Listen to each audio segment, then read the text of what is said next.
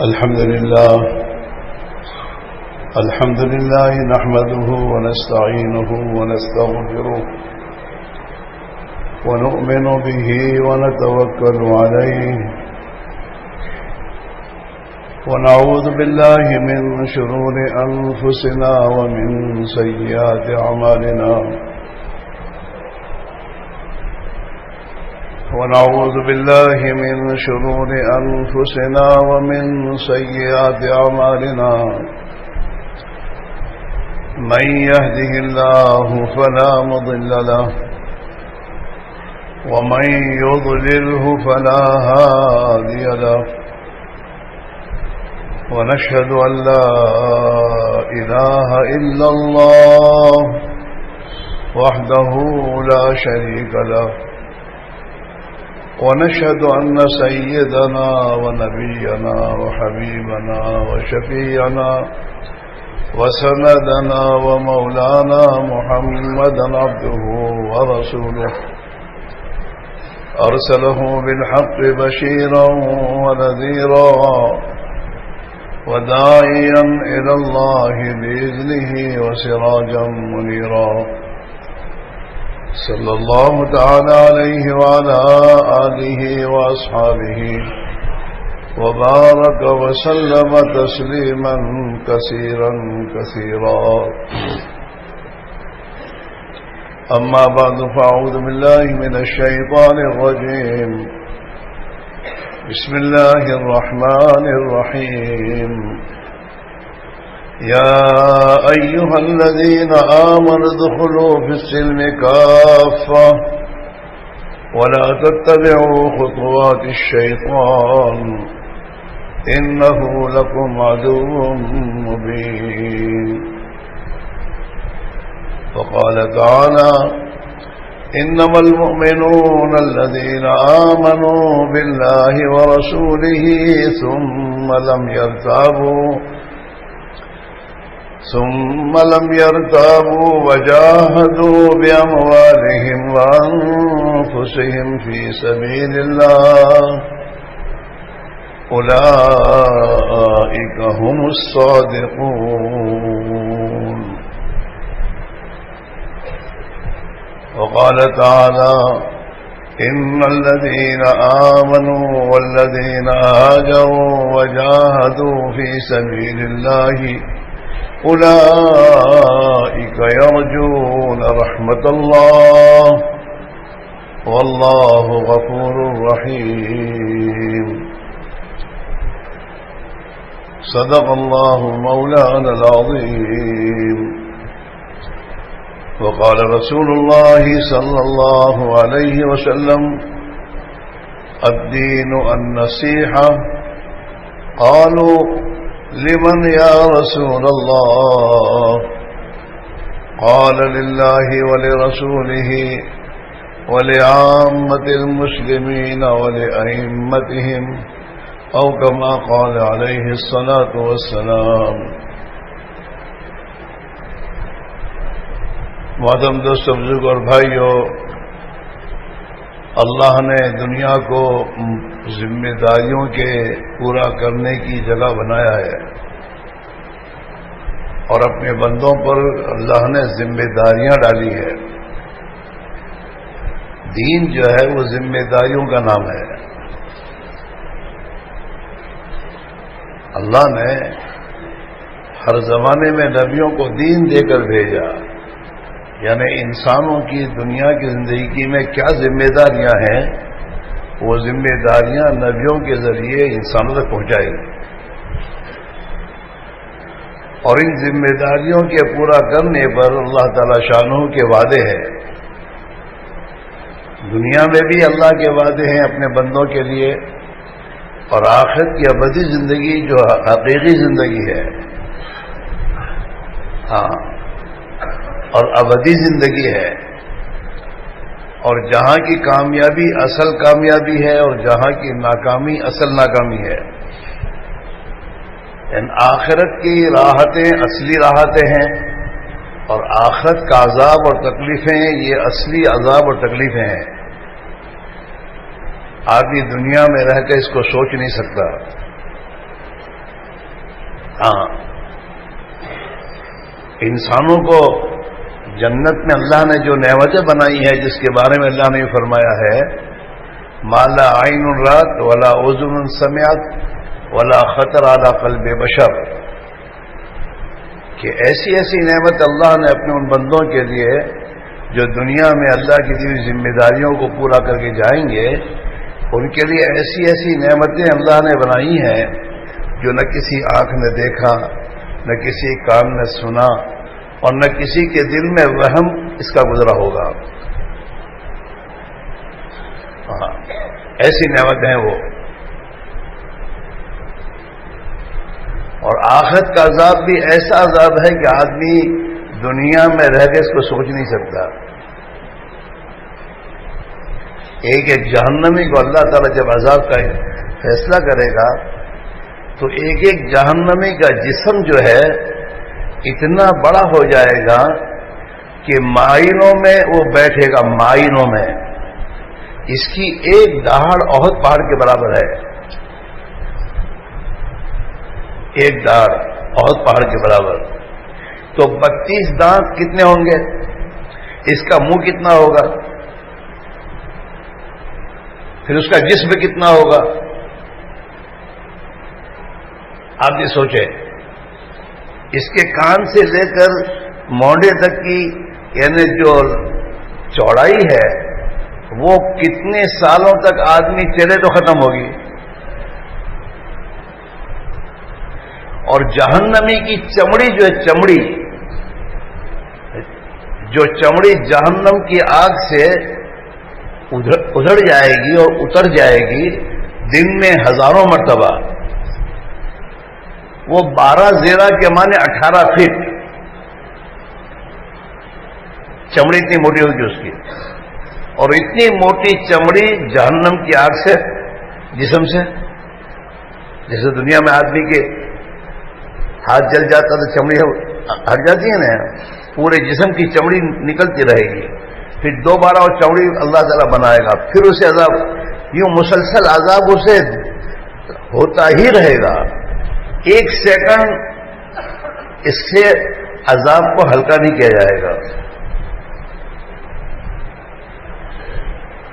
تو وہ آخرت کی ابدی ناکامی، جہنم جو جہنم میں ڈال دیا گیا وہ تو ہمیشہ کے ناکام ہو گیا، اسے کہیں رحم کی اپیل کرنے کی گنجائش نہیں ہے۔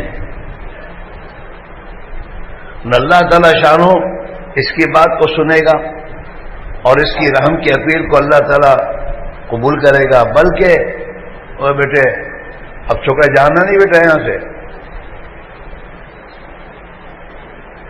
کس کے ساتھ آئے ہو؟ ابھی جگہ سے پیشاب لگ گئی یار، تو کھڑا آدمی ہے، چھوٹا بچہ، جا جا جا جا جا اس کو جان دو بھائی، کہیں یہاں پیشاب نہ کر دے رہے۔ تو 15 سال سے اوپر کا ہے،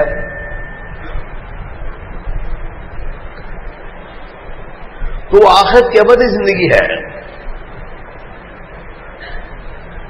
جہنم کی آگ دنیا کی آگ سے 70 گنا زیادہ ہے۔ کون سی آگ؟ تمہاری وہ آگ جس سے تمہارے لوہے وغیرہ پگھل جاتے ہیں۔ وہ کتنے وولٹیج کی ہوتی ہے؟ آخری جو آگ دنیا کی، اس آخری آگ جو تیز آگ ہے اس سے 70 گنا یعنی 60 اور 70 گنا تیز ہوگی آگ۔ تو اس میں ڈالا جائے انسان جو ہے اس کا حال کیا ہوگا؟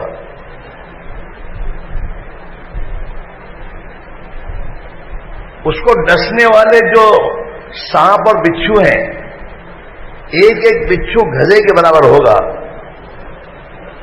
اتنی بڑے اس کی جسامت ہے، تو اس کا زہر کیا ہوگا جو اسے ڈسیں گے؟ سانپ اسے ڈسیں گے اور فرشتے اس کی پٹائی کریں گے۔ وہاں پٹائی کرنے کے لیے میرے دوستو یہ تمہارے چمڑے کے کوڑے نہیں ہیں، جہنم کی آگ کے کوڑے ہیں۔ داروغ جہنم جو ہے وہاں کا جیلر، آج کل کے جیل کا جیلر ہوتا ہے نا، جہنم کا بھی میرے دوستو جیلر ہے، داروغہ، اسے اللہ نے ایسا بنایا ہے کہ زندگی بھر کبھی وہ ہنسا نہیں ہے.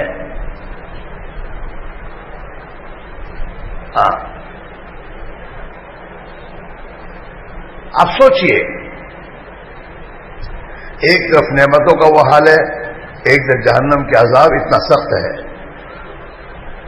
وہ آخرت کی ابدی زندگی کی کامیابی اور ناکامی کا تعلق بھی اسی سے ہے کہ جو لوگ دنیا میں اللہ کی دی ہوئی ذمہ داریوں کی رعایت کے ساتھ زندگی گزاریں گے، یعنی اللہ نے زندگی گزارنے کا جو طریقہ حضرت محمد رسول اللہ صلی اللہ علیہ وسلم کے ذریعے انسان تک پہنچایا ہے، نا قرآن پاک. قرآن پاک جو ہے یہ قانون خدا بندی ہے. جیسے ہر حکومت کا قانون ہوتا ہے نا، پڑھے لکھے لوگ یہاں وہ زیادہ ہیں، ہر حکومت کا قانون ہوتا ہے. اس کی حکومت میں، اس کے ملک میں رہنے والوں کے لیے قانون ہوتا ہے.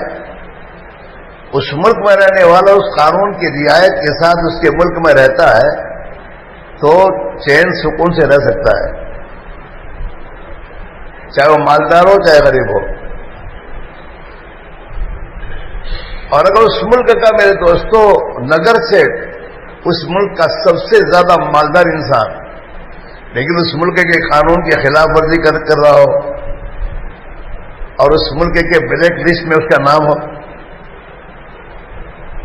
تو بتاؤ اس ملک میں وہ چین سے رہ سکتا ہے؟ ارے بولو، جواب دیتے رہو.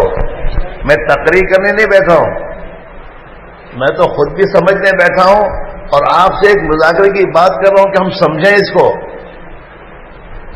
تاکہ دین کی ضرورت کا احساس پیدا ہو. دین کتنا ضروری ہے، جس دین کو ہم نے یوں اپنی پیٹھ کے پیچھے ڈال رکھا ہے. فرصت ملے تو نماز پڑھوانی، فرصت ملے تو ٹھیک ہے، ہمیں آئی ایم بیزی. وہ تو جب موت کے وقت تماشے پڑھیں گے تو فرشتوں کے، اسے پتا چلے گا آئی ایم بیزی، ابھی نہیں.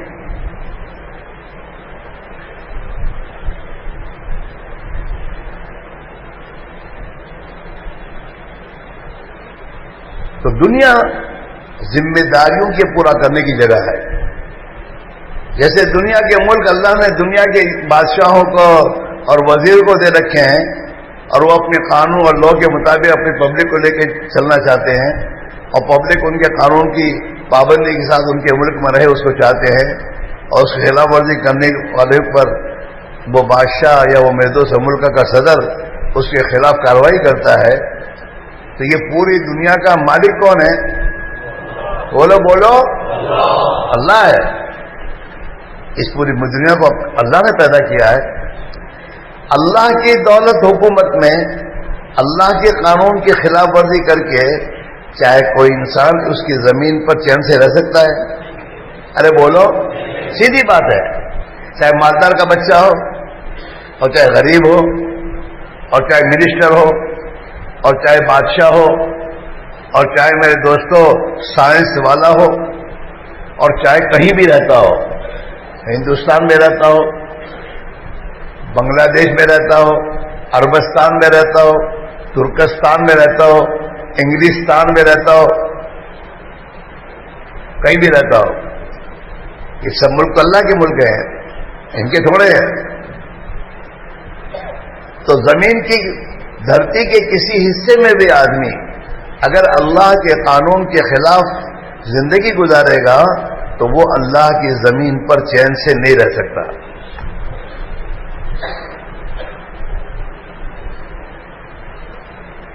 دنیا کے جس انسان کو بھی اس زمین پر اور اس دھرتی پر چین اور سکون چاہیے تو اسے اپنے خالق و مالک کے بتائے ہوئے قانون کی رعایت کے ساتھ زندگی گزارنی ہوگی، تو اللہ اپنی زمین پر اسے چین اور سکون دے گا، ورنہ نہیں ملے گا اسے.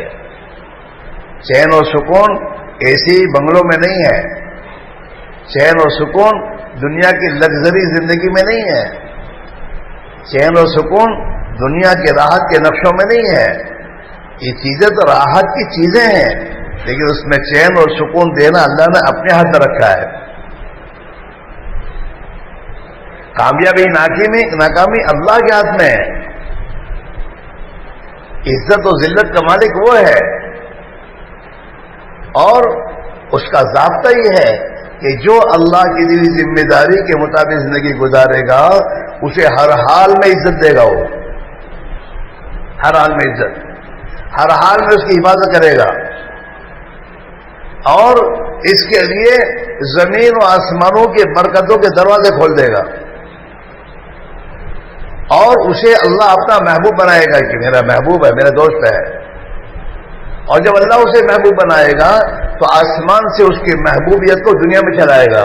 حدیث پاک میں آتا ہے جب اللہ اپنے کسی بندے کو محبوب بناتا ہے تو جبرائیل امین سے کہتے ہیں اللہ میاں جبرائیل وہ میرا فلاں بندہ مجھے محبوب ہے اور میں اس سے محبت کرتا ہوں، تم بھی اس سے محبت کرو. ہاں، اور جبرائیل امین آسمان کے فرشتوں میں کہتے ہیں ارے وہ فلاں بندہ اللہ کو بہت پیارا ہے اور اللہ اس سے محبت کرتے، تم بھی محبت کرو. تو فرشتے روزانہ اللہ نے فرشتوں کا ایک نظام بنایا ہے. ایسا نہیں ہے میں جو چاہوں کر لوں. روزانہ صبح شام کی ڈیوٹیاں ہیں فرشتوں کی. یتعاقبون فیکم ملائکۃ باللیل اور ملائکۃ بالنہار.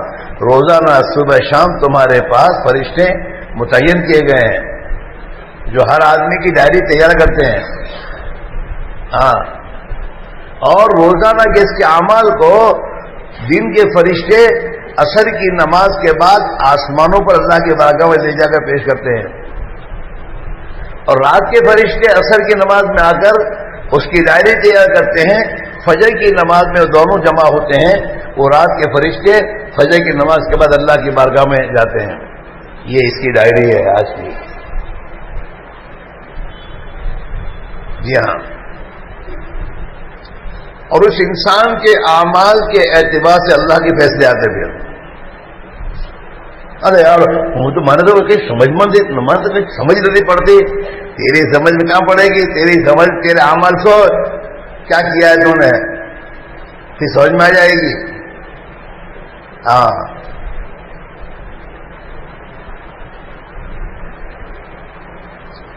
اس لیے میرے بھائی میرا عزیز ہو، حضور اکرم صلی اللہ علیہ وسلم نے اپنے صحابہ کو ایک ہی بات کہی کہ جو ذمہ داریاں لے کر میں آیا ہوں اس ذمہ داریوں کو تم پورا کرو، اللہ تمہاری زندگی بنا دے گا. یا ایھا الناس قولوا لا الہ الا اللہ تفلحوا. اے دنیا کے انسانوں اللہ کو مانو جیسا کہ وہ ہے، اپنی ذات و صفات کے اعتبار سے بڑی قدرت والا ہے. ہاں، اس نے اپنی قدرت سے پوری کائنات کو بنایا ہے. کوئی اس کا میدو سازی نہیں ہے، اس کا کوئی پارٹنر نہیں ہے. اور جو اللہ کا پارٹنر کسی کو قرار دے گا اللہ اسے معاف نہیں کرے گا، اسے جہنم میں ڈالے گا. قرآن میں اللہ نے کہہ رہا اور بڑے بڑے گناہ سب معاف کر دیں گے اللہ نے. شرک کو اللہ تعالیٰ شرک کو کسی حال میں معاف نہیں کرے گا. ان اللہ لا یغفر ان یشرک بہ ویغفر ما دون ذلک لمن یشاء. کہ اللہ تعالیٰ اس آدمی کو معاف نہیں کرے گا جو اللہ کا کسی کو پارٹنر قرار دے گا، اس کے علاوہ گناہوں کو خدا معاف کر دے گا. ہاں، اسی میرے بھائی میرے عزیز ہو، ہمیں بہت سمجھنے کی اور دوست اور سوچنے کی ضرورت ہے. ہاں، کہ ہمارا ایمان کس درجے کا ہے. ایمان کہتے ہیں توحید خالص کو، کہ آدمی کی دل کی گہرائیوں میں آدمی اس بات کو اتار لے ایک تنہا تنہا اللہ کی ذات ہی سب کچھ کرنے والی ہے اور اس کے سوا کوئی کچھ نہیں کر سکتا. نفع نقصان کا مالک ایک اللہ ہی ہے، کسی کے ہاتھ میں نفع نقصان نہیں، نہ کسی مخلوق کے ہاتھ میں، نہ کسی انسان کے ہاتھ میں، اور نہ کسی حکومت کے ہاتھ میں. ہاں، اللہ تعالی شانہ کرتا دھرتا ایک اللہ ہی ہے. اس کائنات کا پیدا کرنے والا ایک اللہ ہی ہے، اور اس پوری کائنات کا مالک بھی ایک اللہ ہی ہے، اور اس پوری کائنات پہ کنٹرول ایک اللہ ہی کا ہے اور کسی کا نہیں ہے. فرعون کے پاس حکومت پوری تھی، لشکر تھا، حکومت تھی، ملک مصر تھا، لیکن کنٹرول اس کے ہاتھ میں نہیں تھا، کنٹرول اللہ کے ہاتھ میں تھا. ہاں، فرعون کو جب یہ پتا چلا کہ اس کی حکومت میں کوئی بنی اسرائیل میں بچہ پیدا ہونے والا ہے جو اس کی حکومت کے زوال کا ذریعہ بنے گا، تو اس نے وہی ظالمانہ باتیں آج کر کے ظالمانہ سوچ کرتے ہیں اور تمام پلاننگ کرتے ہیں خدا کی مخلوق کے خلاف. تو اس نے بھی ظالمانہ پلاننگ سوچی کہ میں بنی اسرائیل کے بچوں کو میں پیدا ہونے کے ساتھ ذبح کر دوں گا، وہ بچہ رہے گا ہی نہیں. تو لڑکے پیدا ہو تو سب کو ذبح کر دے گئے اور لڑکیوں کو اپنی خدمت کے لیے زندہ رکھے. ہزاروں بچے اسے ذبح کیے ہیں. لیکن وہ دور نجومیوں کا تھا، اور اس دور میں دوست نجومی خبریں دیا کرتے تھے. تو ایک دن نجومی نے کہا وہ تو اس کی ماں کے رحم میں منتقل ہو گیا.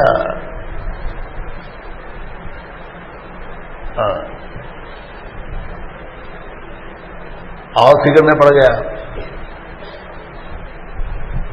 ذبح کرتا رہا.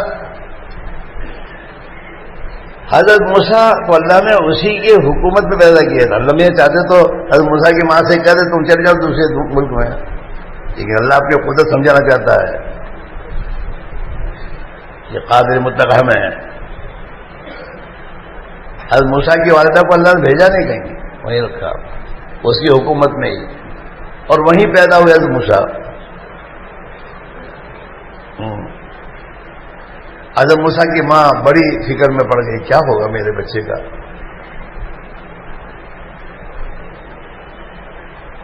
اللہ میاں نے حضرت موسیٰ کی والدہ کے دل میں یہ بات ڈالی، وَأَوْحَيْنَا إِلَىٰ أُمِّ مُوسَىٰ أَنْ أَرْضِعِيهِ.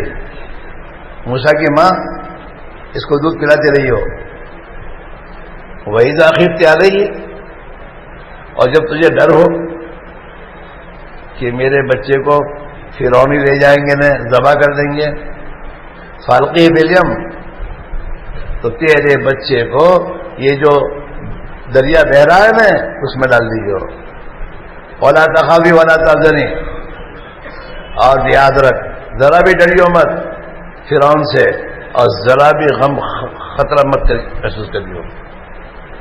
إِنَّا رَادُّوهُ إِلَيْكَ، اگر تو اسے دریا میں ڈال دے گی ہم اس کی حفاظت کریں گے اور ہم اسے تیرے پاس دوبارہ لوٹا دیں گے. اور اتنے نہیں کہ اللہ میں نہیں، إِنَّا رَادُّوهُ إِلَيْكَ وَجَاعِلُوهُ مِنَ الْمُرْسَلِينَ، یہ بچہ نہیں رہے گا، یہ جوان بھی ہوگا، اور جوان ہونے کے بعد ہم اس کو اپنا نبی بنائیں گے، رسول بنائیں گے. یعنی جوان ہونے تک کی حفاظت کا وعدہ اللہ نے کہ میرے اس بندے کا فرعون اور فرعونی بال دیگا نہیں کر سکیں گے. ہاں، حضرت موسیٰ کی والدہ نے ان کو صندوق میں بند کر کے ڈالا. آپ سوچو، چھوٹا بچہ، دودھ پیتا بچہ، صندوق بند، اور دریا اور ندی، اور میرے دوستو دریا کے اندر اس کو ڈالا گیا ہے. تو صندوق بھی ایسا بنا ہوگا جس میں پانی نہ جاوے، ہوا کا کوئی سوال ہے ہی نہیں پھر. تو اس صندوق میں حفاظت کس نے کی؟ حضرت موسیٰ کی. ارے بولو، اللہ نے کیے. حضرت کمال کی بات یہ ہے اللہ میاں نے اس صندوق کو ادھر ادھر نہیں رکھا، پھر اس کے وہ فرعون کا محل جاتا ہے وہی اللہ نے اس کو بھیجا فرعون کے محل کی طرف. حضرت موسیٰ کی والدہ نے ان کی بہن سے کہا تھا بیٹا پتا دیکھتی رہی ہو کہاں جاتا ہے، صندوق کہاں جاتا ہے. تو موسیٰ کی بہن دیکھتی ہے تو وہی گیا کہ اماں وہ تو وہی گیا ہے. وہی فرعون کی بیوی کو بچہ نہیں تھا کچھ بھی. اس نے اپنے خدام سے کہا لاؤ کیا ہے اس میں. تو اس صندوق کو اپنے محل میں بلایا ہو تو اس میں تو ماشاء اللہ نہال حضرت موسیٰ نبی خوبصورت بچہ. تو اللہ نے اس کی بیوی کے دل میں اسے محبت ڈال دی اور اس نے فوراً کہا اپنے فرعون سے یہ تو بہت اچھا بھلا بچہ ہے, اسے تو اپنی اولاد بنا لے گا, اپنا بچہ بنا لے گا.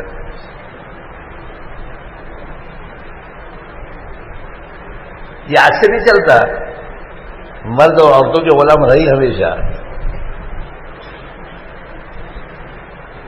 ہاں اب فرعون نے جب کہا ہوم منسٹر نے کہا تو اچھا کمال کی بات یہ ہے اللہ نے فرعون کے دل میں محبت ڈال دی اس کی ان کی. والقیت تو محبت منی, میں نے فرعون اور اس کے گھر والوں کے دل میں تمہاری محبت ڈال دی تھی. اللہ نے کہہ رہے ہیں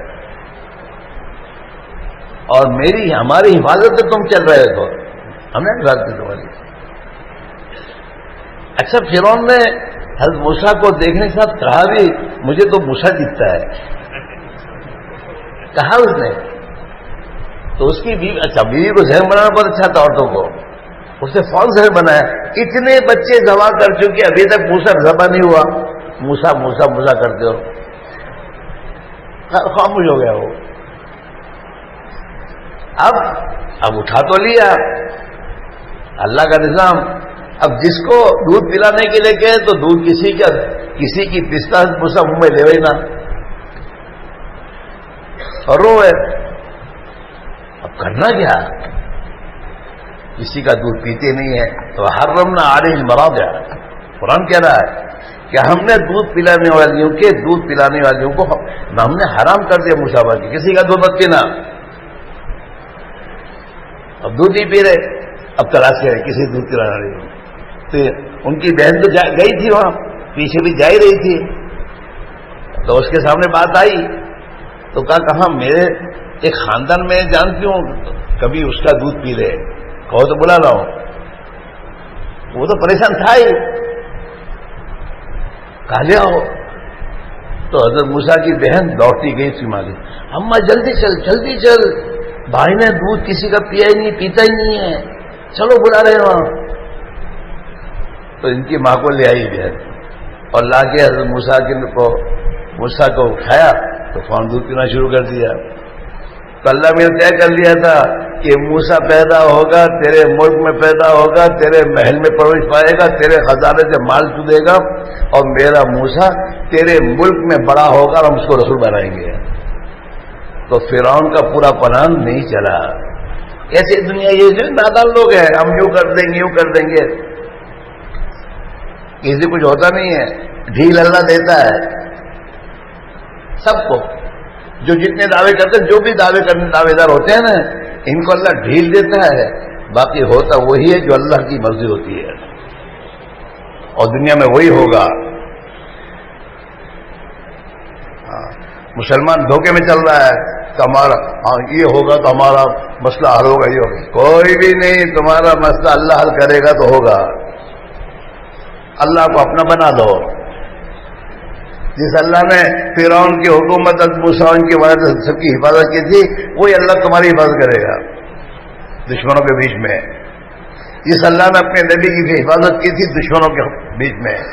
مکہ والے تمام میرے دوست اعلان کر چکے تھے کہ جو بھی حضرت محمد صلی اللہ علیہ وسلم کو پکڑ کے لائے گا ہم انہیں 100 اونٹ دیں گے قتل کرنے کے لیے.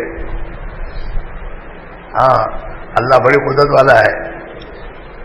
مورخین نے لکھا ہے حضور اکرم صلی اللہ علیہ وسلم کو جس رات کو مکہ والوں نے گھیرے میں لیا, دیکھو اللہ تو سب جانتا تھا پلاننگ تو کہ یہ پلاننگ کر رہے ہیں, یہ میرے نبی کے بارے میں یہ ان کی یہ اسکیم ہے. تو اللہ نے اپنے نبی کو خبر دے دی کہ آپ یہاں سے تشریف لے جائیے بات. اللہ نہیں دی, اللہ کا نبی وہیں ہے. اور اللہ میاں نے ہجرت کا حکم ہی نہیں دیا کہ جب آپ تشریف جائیے نہ. جس رات مکہ والوں نے حضور اکرم صلی اللہ علیہ وسلم کو گھیرے میں لیا ہے، اسی دن اللہ نے اپنے نبی کو ہجرت کی طرف اشارہ کیا، آج تمہیں ہجرت کرنی ہے. رات کو گھیرے میں حضور صلی اللہ علیہ وسلم اور مکہ والوں نے اپنے تمام جوانوں کو کھلی تلوار لے کر آپ کے گھر کی چاروں طرف کھڑا کر دیا ہے کہ صبح نکلے اور فوراً آپ کو ختم کر دو. اب گھیرے میں آپ اور اللہ کا حکم ہے، جائیے ہجرت کیجیے مدینہ جائیے. اب ان کے بیچ میں سے اللہ کا نبی نکل رہا ہے. ہاں، محمد الرسول اللہ ایک کتاب ہے حضرت مولانا محمد میاں دہلوی کی، اس میں روایت موجود ہے کہ حضور پاک علیہ الصلوۃ والسلام ان کے بیچ میں سے نکلتے ہوئے اپنے ہاتھ میں مٹی لے کر ان کے سروں پر رکھتے ہوئے گئے ہیں. یہ نہیں تھا کہ ان کے سروں پر رکھتے گئے. وَجَعَلْنَا مِن بَيْنِ أَيْدِيهِمْ سَدًّا وَمِنْ خَلْفِهِمْ سَدًّا فَأَغْشَيْنَاهُمْ فَهُمْ لَا يُبْصِرُونَ. یہ سورہ یاسین کی آیت ہے. اس کا ترجمہ قرآن سے کھول کے مولوی صاحب کے پاس بیٹھ کے دیکھ لیجیے.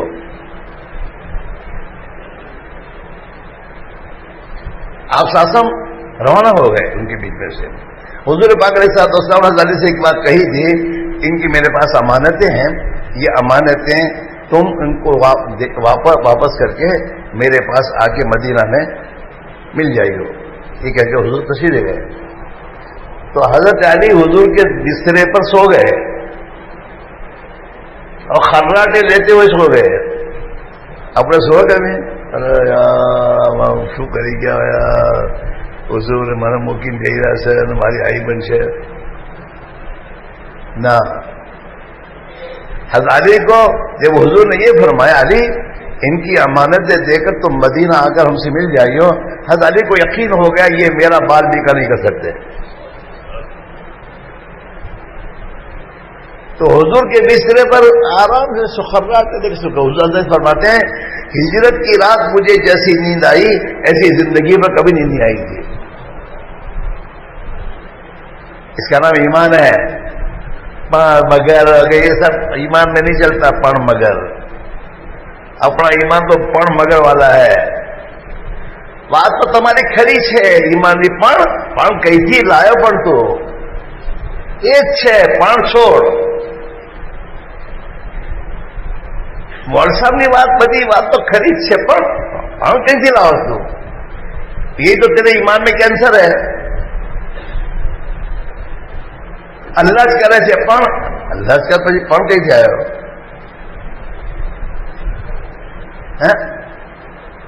تمہارا بیوی تم کو کہ میں نے تمہارے سے بہت محبت سے پڑھ غصے والوں کو ایک تماچا آئے پڑھ اتنے سے بچو.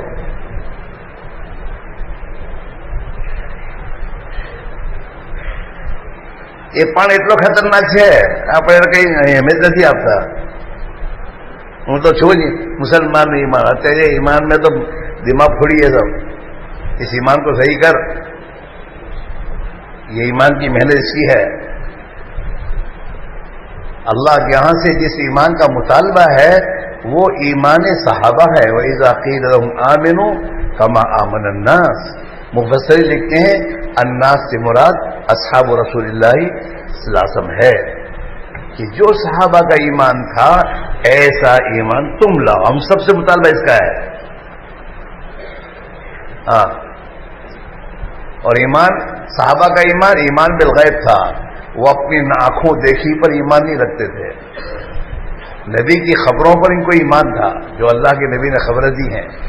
ایمان بالغیب اور اس کا مطالبہ بھی ہے.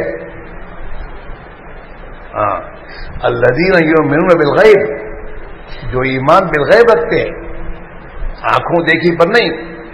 اپنے تو آنکھوں دیکھی بھی چل رہے ہیں. کیسے چل رہے ہیں؟ آنو چھوکو انگلینڈ گئے گھر بنی گئے تو ہمارا چھوکن تھا انگلینڈ موکلو. آنکھوں پر مشاہدے پر. ہمارا ایمان مشاہدے پر ہے. ہمارا یقین مشاہدے پر ہے. اور وہ ایمان جو اللہ کے نبی چاہتے ہیں وہ مشاہدے کو انکار کرنا ہے اور غیب پر یقین لانا ہے. اور وہ محنت کے بعد آتا ہے وہ. ہاں اس کی محنت ہے کہ کوئی بھی چیز کو آپ کو دل میں یاد کرنا ہے، اسے بار بار آپ کو بولنا ہوگا اور وہ پھر یاد ہو جائے گی، دل میں اتر جائے گی وہ. اور جو چیز دل میں اترتی وہ یاد رہتی ہے. یہ جماعتوں میں 4 مہینے ہر سال جو آپ کو کہہ رہے ہیں ہر سال 4 مہینے نکلو، اس ماحول میں تو آیام کریو. اب پیپر جو ہے پیپر میں ہے کیا؟ کہیں آسمان سے وہی اتری ہے پیپر میں؟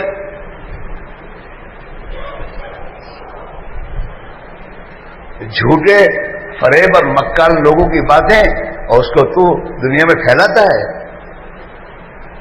جھوٹ کو خدا کے غیر کو بولتا ہے اور اس غیر کو بول کر اپنے دل کی دنیا کو برباد کرتا ہے اور پھر انہی کا ڈر دل میں پیدا کرتا ہے. اللہ کو نہیں بولتا، اللہ کے خوف کی بات نہیں کرتا جس کی بنیاد پر تیرے دل میں خوف خدا نہیں ہے. اور جو اللہ سے ڈرتا ہے وہ مخلوق کا ڈر اس کے دل سے نکل جاتا ہے، اور جو اللہ سے نہیں ڈرتا پوری مخلوق کا ڈر اس کے دل میں آ جاتا ہے. اللہ کا ڈر روشنی ہے، نور ہے، اور خدا کے غیر کا ڈر یہ ظلمت ہے. ظلمت اور روشنی یہ دو جمع نہیں ہوتے. ہاں، اور اللہ کے نبی نے اس بات کو بتایا ہے کہ جس انسان کے دل سے جس مخلوق کا ڈر نکل جاتا ہے وہ مخلوق اسے نقصان نہیں پہنچا سکتی. ہاں، جس کا بھی ڈر نکال دو پھر اسے نقصان نہیں پہنچا سکتی کوئی بھی مخلوق ہو. جو جنات سے نہیں ڈرتے نا، جنات سے کچھ نہیں کر سکتا. جو جنات کے نام سن کے ڈرتے ہیں تو جنات ان کے سر مسرت ہوتا ہے. جی ہاں، کوئی بھی خدا کے سوا جس مخلوق کا ڈر دل سے نکال دو وہ مخلوق تمہیں نقصان نہیں پہنچا سکتی. ہاں، صحابہ اس کو سمجھتے ہیں. انہیں ایمان پر محنت کر کے اپنے دل کے اندر سے خدا کے غیر کا خوف کھرچ کر نکال دیا اور اللہ کے سوا ہر مخلوق کی بڑائی کو دل سے نکال دیا کھرچ کر، اور ایک اللہ وحدہ لا شریک لہ کے خوف کو دل میں اتارا اور ایک اسی کی بڑائی کو تسلیم کیا کہ بڑا تو ایک ہے، اس کے سوا سب چھوٹے ہیں. چاہے وہ بادشاہت کی کرسی میں بیٹھا ہو اور چاہے کہیں بھی بیٹھا ہو، سب چھوٹے ہیں. اور اس وقت تک آدمی کے دل میں اللہ کی بڑائی کی حقیقت نہیں آ سکتی جب تک خدا کے غیر کی چھوٹائی اس کے دل میں نہ آئے. اللہ سب سے بڑا ہے، کیا مطلب؟ اللہ سب سے بڑا نہیں، اس کے علاوہ جتنے کیا ہے وہ چھوٹے ہیں. اللہ سب سے بڑا تو اللہ کے سوا سب کیا ہے؟ چھوٹے ہیں، کوئی بھی ہو. ہاں، غالباً عبداللہ ابن عمر کا واقعہ ہے. ایک مرتبہ مدینہ منورہ میں جا رہے تھے، راستے میں دیکھا لوگوں کی بھیڑ ہے، تو اپنے خاتون سے پوچھا کیا بات ہے، کیوں یہ سب بھیڑ کھڑی ہے؟ اس نے تحقیق کر کے آگے کہا کہ وہاں راستے میں شیر کھڑا ہے، راستہ روک کر اس لیے لوگ کھڑے ہوئے ہیں. اچھا تو کہ چلو مجھے والے چلو.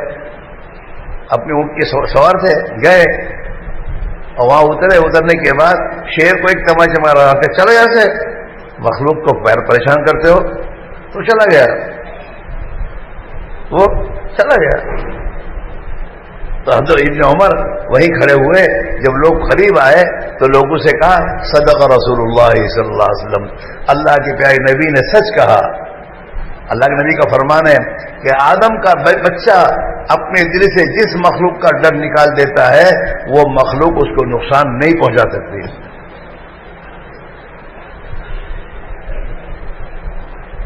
ہاں، ہم بھی اسی لیے محنت کر رہے ہیں کہ اللہ کرے وہ ایمان کی حقیقت مل جائے. جس دن ایمان دل میں آ گیا اس دن بادشاہ بن جاؤ گے. بغیر تاج کے بادشاہ، جیب میں کوڑی نہ ہو تب بھی کوئی پرواہ نہیں، ہو تب بھی کوئی پرواہ نہیں۔ جی ہاں، حضرت زراف ایک صحابی، وہ دشمن کے مقابلے میں جب جاتے تھے تو بختر نہیں، کرتا بھی نہیں پہنتے تھے۔ اردو شام میں کرتا لنگی پہن کے اور گھوڑے پہ سوار ہو کے جاتے تھے تو دشمن لرزتا تھا ان سے، لرزتا تھا، اور اسی حال میں دشمن کا مقابلہ کرتے تھے اور گھستے تھے اندر اور فتح ہو کے آتے تھے۔ ہاں،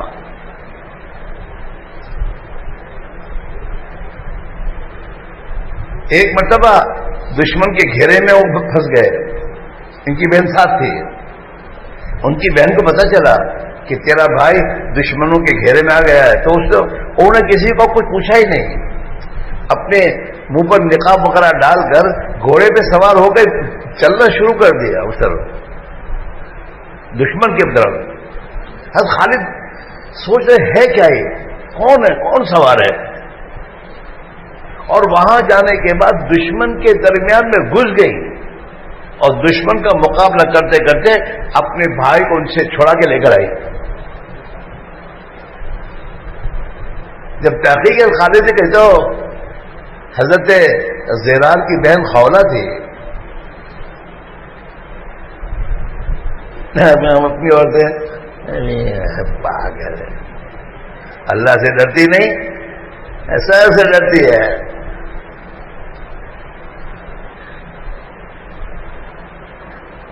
یہ ہے میرے دوستو ایمان، ایمان یقین اس کا نام میرے دوستو۔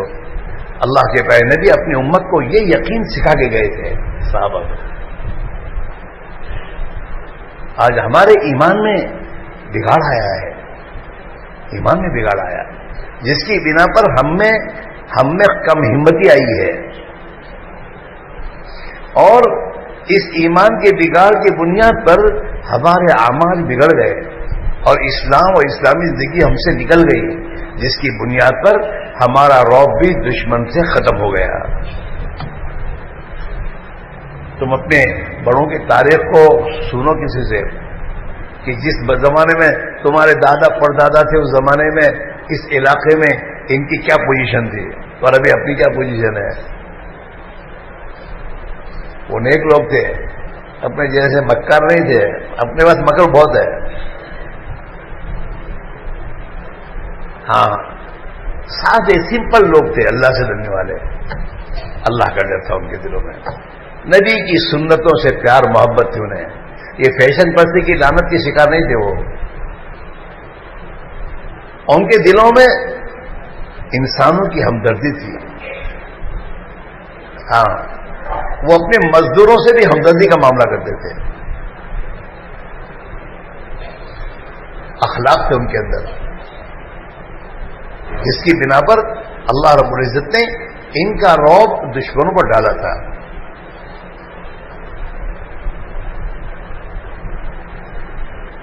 کتابوں میں آتا ہے جب مسلمان ایمانی زندگی گزارتا ہے اور ایمانی زندگی پر گزارتا ہے تو اس کے دو نتیجے آتے ہیں، ایک تو اللہ کے نیک بندوں کے دلوں میں وہ محبوب بن جاتا ہے اور اپنے دشمنوں کے دلوں میں اس کا رعب آ جاتا ہے۔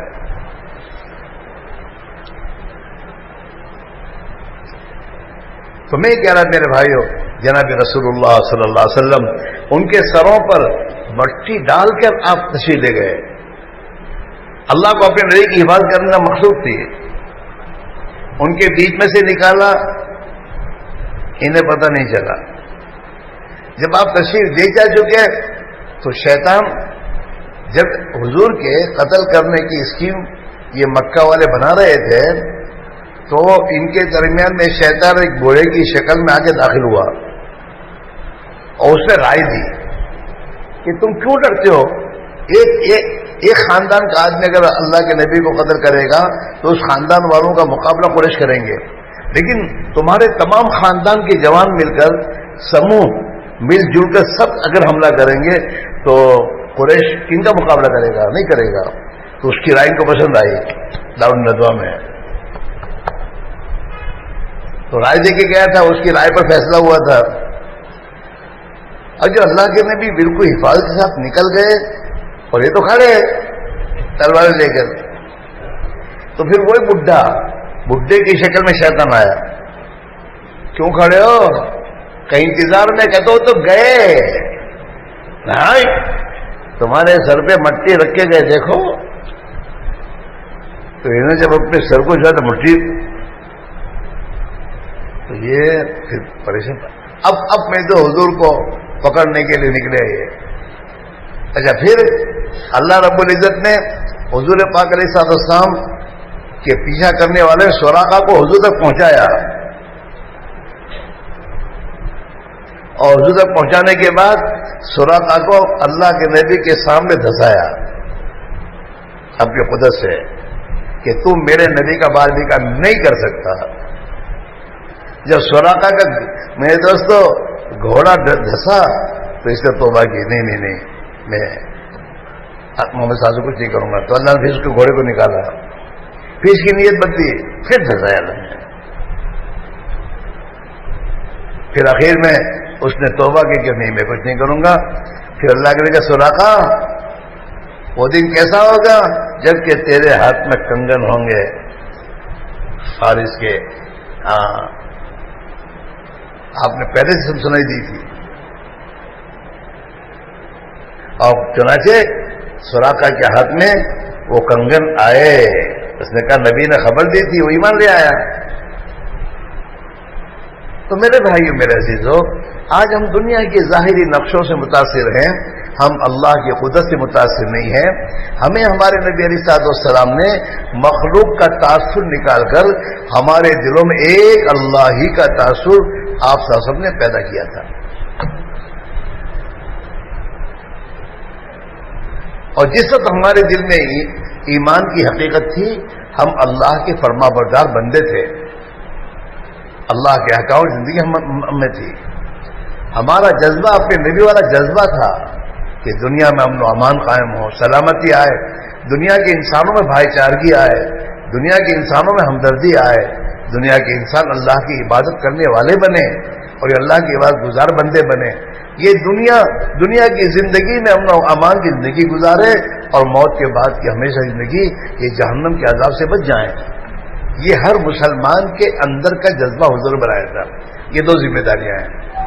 اپنی ذات سے مسلمان بن کر جیو، اسماعیل ابراہیم نہیں، مسلمان جس کو قرآن میں اللہ کہہ رہا ہے یا ایھا الذین آمنوا ادخلوا فی السلم کافہ، وہ ایمان والو پورے اسلام میں داخل ہو جاؤ. آدھا تیتن آدھا بٹیر. مسجد میں آؤ تو دوسری شکل، مسجد کے باہر جاؤ تو دوسری شکل، شادی میں جائے تو اور شکل، اور دوستوں میں جائے تو دوسری شکل. کہ یہ مسلمان نہیں، اس کو کون مسلمان کہتا ہے؟ یہ تو بہرو کیا ہے.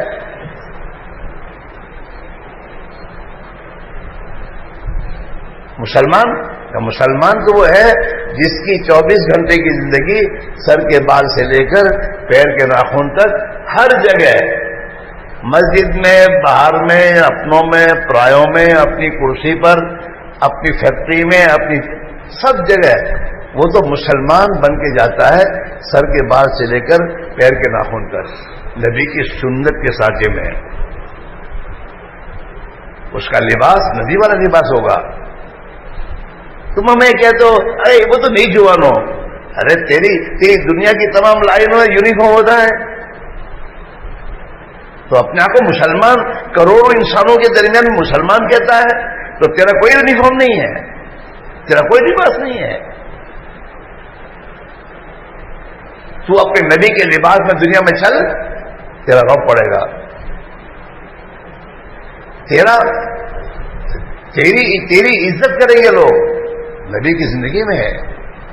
تیرا چہرہ مورا نبی کی سنت کے مطابق ہوگا.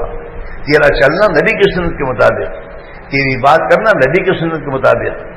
تیرا دیکھنا نبی کسی مسلمان کسی کو آنکھیں نکال کے ڈراتا نہیں ہے. نبی نے منع فرمایا ایسا نہ کرو. تیرا دیکھنا بھی انسانوں کو محبت کی نگاہ سے ہوگا, تیرا بولنا بھی محبت کے ساتھ ہوگا. ہاں, مسلمان ظالم نہیں ہو سکتا, ظالم نہیں ہوگا. مسلمان وعدہ خلاف نہیں ہو سکتا. مسلمان ناپ تول میں کمی نہیں کر سکتا. مسلمان دھوکہ نہیں دے سکتا.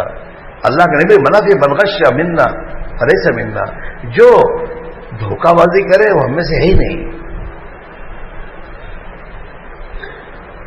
جی ہاں, مسلمان کی زندگی ہے.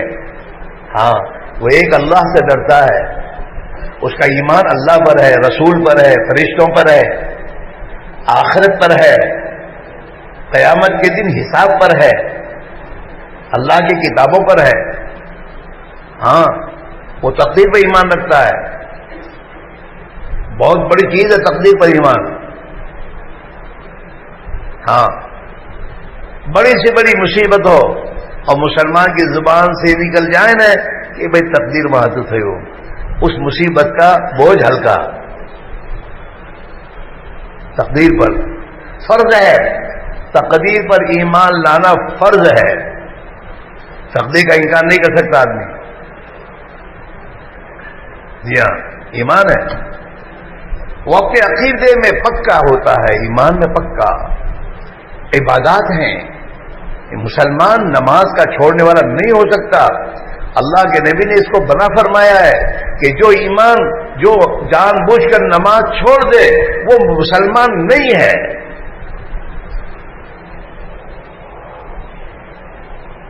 من ترک الصلاۃ متعمدا فقد کفر.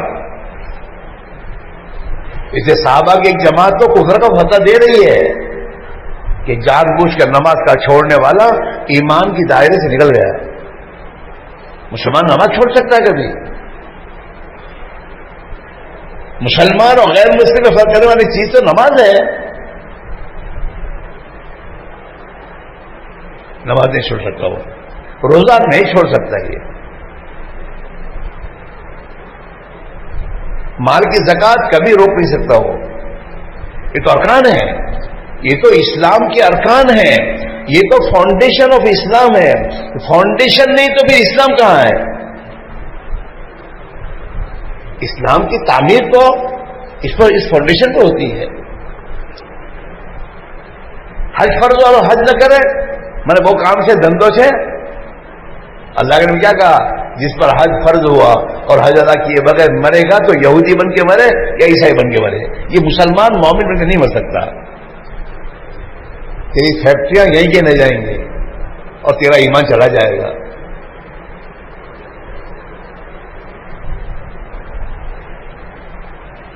اس لیے میرے بھائی میرے عزیزو, یہ چار تو فاؤنڈیشن ہے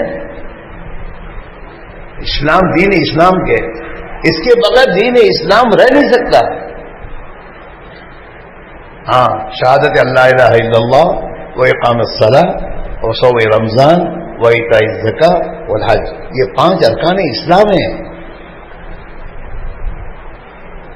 عبادات یہ ہے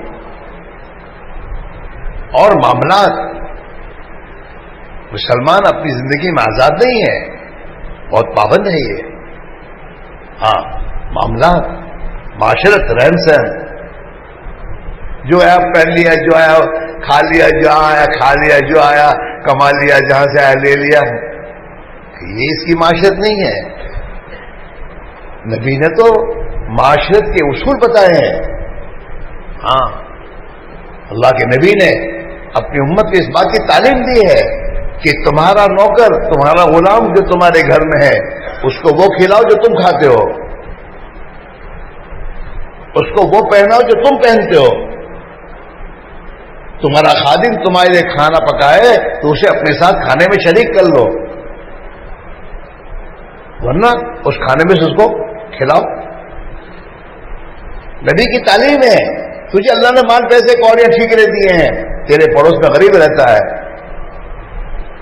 اس کے پاس بیچارے کے پاس وہ نہیں جو تیرے پاس ہے، تو نبی نے تعلیم دی ہے کہ تو اپنے گھر کی پکوان کے خوشبو سے اپنے گھر کی خوشبو اپنے پڑوسی کی گھر جانے مت دے۔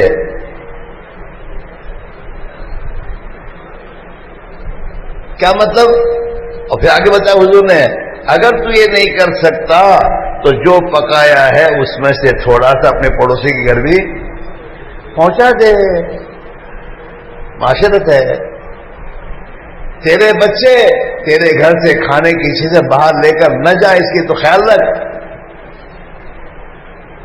وہ باہر لے کے نکلیں گے، غریب پڑوسی بیچارہ اس کے پاس کچھ نہیں ہے، اس کے بچے ان چیزوں کو گھر جا کے مانگیں گے، نہیں ملے گی روئیں گے۔ اپنے گھر میں بٹھا کے کھلاؤ یا کھا لے، باہر لے کے مت جا۔ بازار سے لاؤ تو اس طرح لاؤ کہ بیچارے محلے کے جو غریب ہیں ان غریبوں کی تکلیف نہ ہو۔ یعنی تربوز لائے رام پکڑی لاؤ، کیوں تمہارا کیا تربوز لے جائے رہو؟ یہ زندگی صحیح نہیں ہے۔ نبی نے تو اپنی امت کو اس بات کی تعلیم دی ہے، اپنے گھر کی دیوار اپنے پڑوسی کے گھر سے اس کو خوش کیے بغیر اونچی مت کر کہ اس کے گھر کی ہوا رک جائے۔ ایک معاشرے سے گئی حضور نے رہن سہن، آج وہ رہن سہن میں کہاں ہے؟ 5 وقت نماز پکا نماز دے، حالات زندگی اس کی ایسے معاملات معاشرت میں زیرو ہے۔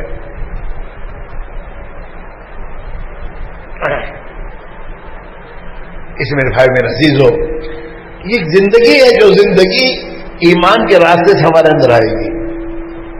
جب کلمہ محنت کر کے یہ ایمان دل کی گہرائی میں اترتا ہے، پھر یہ ایمان اپنا اثر دکھاتا ہے۔ اسے جناب رسول اللہ صلی اللہ علیہ وسلم فرمایا، الایمان ما وقر فی القلب وصدقہ العمل۔ ایمان کی اصل جگہ کیا ہے؟ دل ہے۔ جب ایمان دل میں اپنی اصل جگہ پہنچ جاتا ہے تو پھر انسان کی زندگی اس کی تصدیق کرتی ہے، اس کی زندگی اعمال اپنی جگہ پہنچنا چاہیے یا نہیں ہے؟ یہاں آدمی بیمار ہوتا ہے، بیمار ہونے کے بعد ڈاکٹر کے پاس جاتا ہے اور ڈاکٹر کہتا ہے آتا ہوں گوڑیاں سوارے یا بپورے۔ اب اس نے میرے 200 گوڑیاں لا کے کباڑ میں رکھ دی، بیماری دور ہوگی؟ نہ، درد ہے سر میں لیکن کھا کے جاتی کہاں ہو؟ معدے میں۔ معدے میں جانے کے بعد سر پر اس کا اٹیک ہوتا ہے، درد ختم ہوتا ہے۔ گھٹنے میں درد ہے لیکن گولی گئی ہے کباٹ میں نہیں، معدے میں، تو اس کا اثر فون ظاہر ہوگا، درد ختم ہو جائے گا۔ جیسے گولی اپنی جگہ پہنچ کر اپنا اثر دکھاتی ہے، ایسے ایمان اپنی جگہ پہنچ کر اپنا اثر دکھاتا ہے۔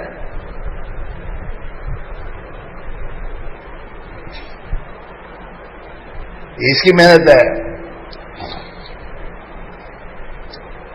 دین کی دعوت کی محنت میں ایک تو اپنی ایمان پر محنت کر کے ایمان کو بنانا، دوسری اپنی نماز کو محنت کر کے نماز کو صحیح بنانا، وہ نماز جو نماز انسان کی زندگی پر اثر ڈالے۔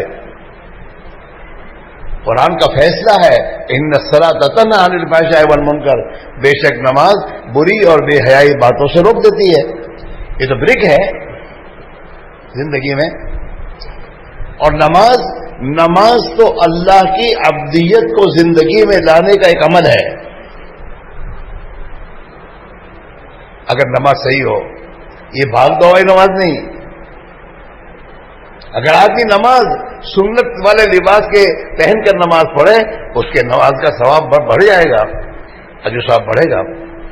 ارے میرے بھائیو، دنیا کے معمولی انسانوں کے سامنے جاتے ہو تو ان کو جو لباس پسند ہوتا ہے وہ پہن کے جاتے ہو۔ تو نماز میں اللہ کے سامنے آتے ہو، اور اللہ کے سامنے آنے کے اٹھنے میں دوستو جس لباس سے خدا غصے میں ہوتا ہے ویسے لباس پہن کے تم نماز میں آتے ہو۔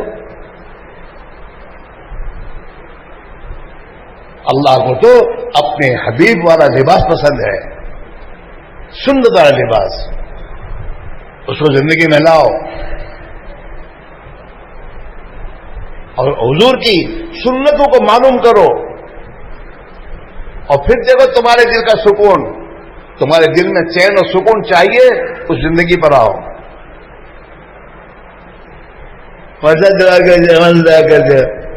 راستہ اختیار کیا ہے پریشانیوں کا اور دعا کرانے آتا ہے مرسا کے پاس۔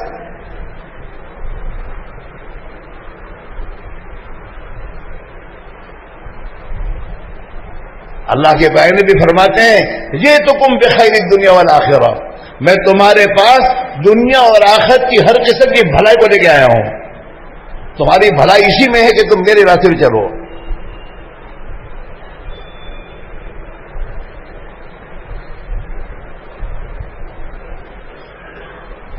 اسی میں بھائی میرا عزیزو ایک محنت ہے، جس محنت کے نتیجے میں ایمان اپنی جگہ پر میں دوستوں پکڑتا اپنی جگہ پر جاتا ہے، اور پھر انسان کو پھر کہنے کی ضرورت نہیں پڑتی، پھر اندر ایمان اسے کہتا ہے بھائی زندگی صحیح کرنی چاہیے، بھائی نبی کی سنت پر چلنا چاہیے، بھائی لوگوں پر ظلم نہیں کرنا چاہیے، ستانا نہیں چاہیے، بھائی یہ راتوں کو 12 بجے تک بیٹھ کر محلے میں باتیں کرنا اور خدا کی مخلوق کو پریشان کرنا، تکلیف پہنچانا، یہ نہیں ہونا چاہیے۔ ہاں تو یہ اندر سے ایمان کہتا ہے ٹھیک ہے موٹر سائیکل تیرے پاس ہے، باقی موٹر سائیکل کو اس طرح چلا کہ خدا کی مخلوق کو پریشانی نہ ہو۔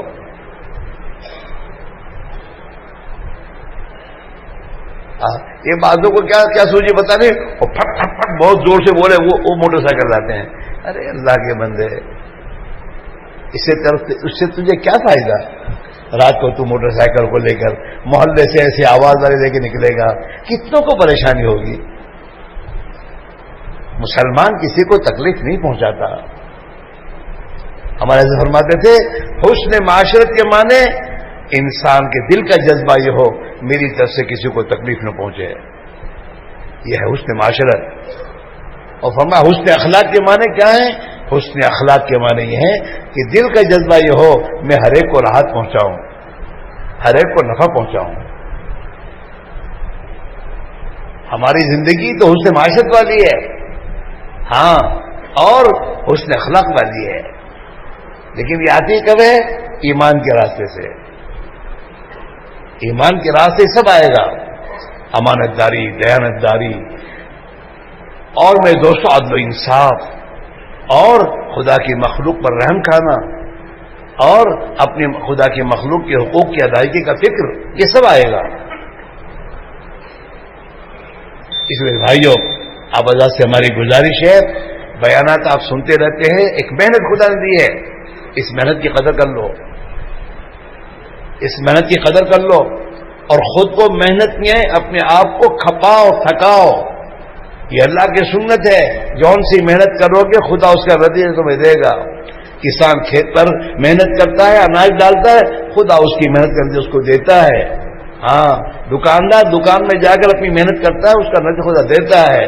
دین کی محنت کرو گے خدا دین دے گا، ایمان کی محنت کرو گے خدا ایمان دے گا، اور اللہ تعالی شانہ وہ صفات ایمانیہ سے آراستہ کرے گا۔ اور یہ دین زندگی میں دنیا میں کوئی انسان اس کی ظاہری میں دوستو ٹیپ ٹاپ پر کوئی اس کو پسند نہیں کرتا، دنیا میں انسان کیریکٹر سے میں دوستو لوگوں کی نگاہ میں عزیز ہوتا ہے، اس کا کیریکٹر دیکھتے ہیں۔ ہاں، انگلینڈ کا چھوکرا ہو لیکن پتہ ہے جگہ کہ تو چھوکری دے گا کوئی؟ ارے بولو نا، کہنا کون آپ ہے؟ نگر سیٹ کا چھوکرا ہے پر کہتے ہیں اتنا کوئی بتا دے تو کوئی اپنی لڑکی نہیں دے گا، دیتا ہے؟ ارے بولو نہیں، اسکول میں داخلہ نہیں جاوے، لیکن وہ سرٹیفکیٹ میں لال چال چلگت کے بھی لال. تو کوئی پرمیشن دے گا؟ ارے بولو نا. کیریکٹر. اللہ تعالیٰ کے قرآن میں یہی کہتے ہیں مالو فَسَيَرَ اللَّهُ عَمَلَكُمْ. تم اپنا کام کرو، عمل کرو، اللہ تمہارے اعمال دیکھے گا، تمہارا کیریکٹر، اور اس کیریکٹر کو دیکھ کر اوپر سے فیصلہ کرے گا تمہارا. سمجھ میں آ رہی نہیں آ رہی؟ رہی مام پیسے روپے کوڑیاں ٹھیک رہے تو میرے دوستو یہ تو اللہ مقدر کا لکھ چکا ہے. آدمی کو مقدر کی روزی تو ہر حال میں خدا دے گا، چاہے وہ اس کا بندہ بن کے رہے یا اس کا دشمن بن کے رہے. وہ لکھ چکا ہے، اسے اس کا جو لکھا ہے وہ دے گا. لیکن میرے دوستو اللہ سے روزی لینے کے دو راستے ہیں. ایک تو اللہ سے روزی لینا اس کو خوش کر کے، اور ایک اس سے روزی لینا ناراض کر کے. روزی دے دے گا وہ، لیکن اگر ہم اپنی ذمہ داریوں کو پورا کرتے ہوئے اپنی مقدر کی روزی کمائیں گے تو اللہ تعالی ہماری مقدر کی روزی خوش ہو کر دے گا. کیسے دے گا بولو؟ خوش ہو کر دے گا، برکت کے ساتھ دے گا. کیسے دے گا وہ؟ برکت کے ساتھ دینے کے معنی کیا ہے کہ تمہاری اس روزی پر تمہاری تمام ضرورتیں خدا پوری کرے گا، برکت کے ساتھ دے گا، اور اللہ تعالیٰ اس کو تمہارے لیے رحمت بنائے گا. دنیا رحمت بنے گی. اگر ہم نے اپنی ذمہ داریاں پوری کیے بغیر کماتے رہے تو خدا مقدر کی تجھے مالدار خدا نے طے کر رکھا ہے تو مالدار بنائے گا تجھے. وہ لکھ چکا ہے اتنا دینا ہے، اس کو دے گا وہ، لیکن ناراض ہو کر دے گا. کیسے دے گا؟ ناراض ہو کر، بغیر برکت کے دے گا. ضرورت پیٹ نہیں بھرائی، اجی لاؤ اجی لاؤ. مصیبت تھی، مصیبت سے نکلنے کے لیے مصیبت کا راستہ سوجے گا اس کو. اب تک تو اپنے پاس موڑی تھی، موڑی سے دھندا کرتا تھا، اجی لاؤ تقریبا بھاؤ بیگ تھی لاؤ، وہ مصیبت کا دروازہ پھر کھلا. ایسے الٹے الٹے سوجے گی اس کو، اور پریشانی میں اور ڈوبتا جائے گا. بغیر برکت کی روزی آئے گی اس کے بعد، اور اللہ اس کی دنیا کو اور اس کے مال کو اس کے لیے عذاب بنائے گا. اللہ کے پیارے نبی کی دعا ہے اللہم انی اعوذ بک من مال یکون علی عذابا. اے اللہ میں تجھ سے ایسے مال سے پناہ مانگتا ہوں جو مال میرے لیے عذاب بنے. عذاب بنتا ہے بعض مطلب. ہاں ہائیجیک، مالداروں کو ہائیجیک کرتے ہیں، یہ عذاب عذاب. ہاں، اور پھر اللہ تعالیٰ ظالم حکام کو مسلط کرتا ہے. ابھی آج ایسا جن ہے پیسے اپنے تو نہ اپنے گھر میں رکھ سکتے ہیں، گھر میں نہیں رکھ سکتے، اور بینک میں رکھ سکتے نہیں ہو، اور جیب میں لے کے گھوم بھی نہیں سکتے، اور کسی کو بتا بھی نہیں سکتے. کرنا کیا؟ کہ مصیبت ہے. اور وہ کیا کرتے ہیں، وہ اس میں ڈالتے ہیں نا، اس کو کیا کہتے ہیں انگریزی میں؟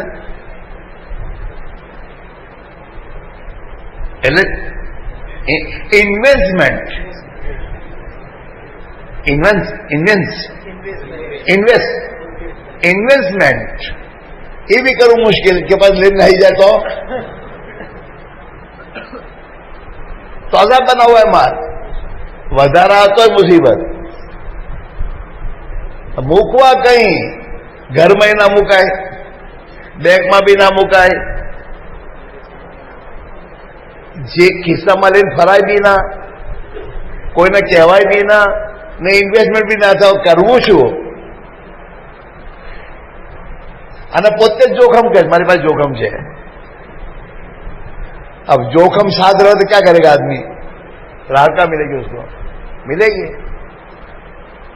नहीं मेरे दोस्तों. ये अल्लाह की तरफ से सब, और रास्ता एक ही है, सीधे हो जाओ.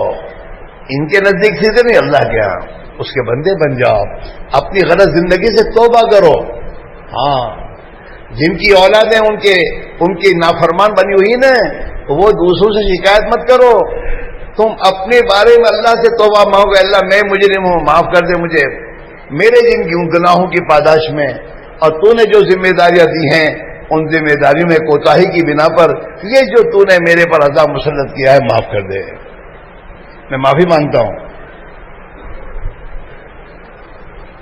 ہاں بૈరు નથી માનતો، બૈરું નથી માનતો، تو نہیں مانتا، تو اپنے اللہ کی نہیں مانتا، تو نے اللہ کا بندہ ہونے کا اقرار کیا ہے، تو مسلمان ہونے کا اقرار کرتا ہے، تو نے کلمے میں اللہ سے کہا ہے اللہ میاں میں آج سے تجھے اپنا معبود مانتا ہوں، تیری ہی مانوں گا اور تیری ہی عبادت کروں گا، تو اس کی نافرمانی کرتا ہے، تو تیری بیوی نے تیرے نکاح میں قبول کی، ایجاب و قبول کے راستے سے تیرے نکاح میں آنے کا اقرار کیا تھا، اور تو تیری نافرمانی کرتی ہے وہ۔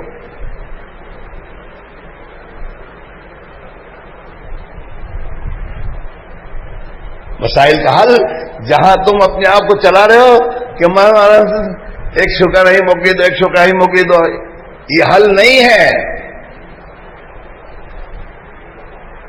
مسائل کا حل یہ نہیں ہے، مسائل کا حل دین زندگی میں لانا ہے، اپنے بچوں کو دیندار بناؤ، انہیں سمجھاؤ تو مسلمان ہے، تو ایک اللہ پر ایمان لایا ہے، تو ایک نبی پر ایمان لانے کی کیا معنی ہے، تیری کیا ذمہ داری ہے؟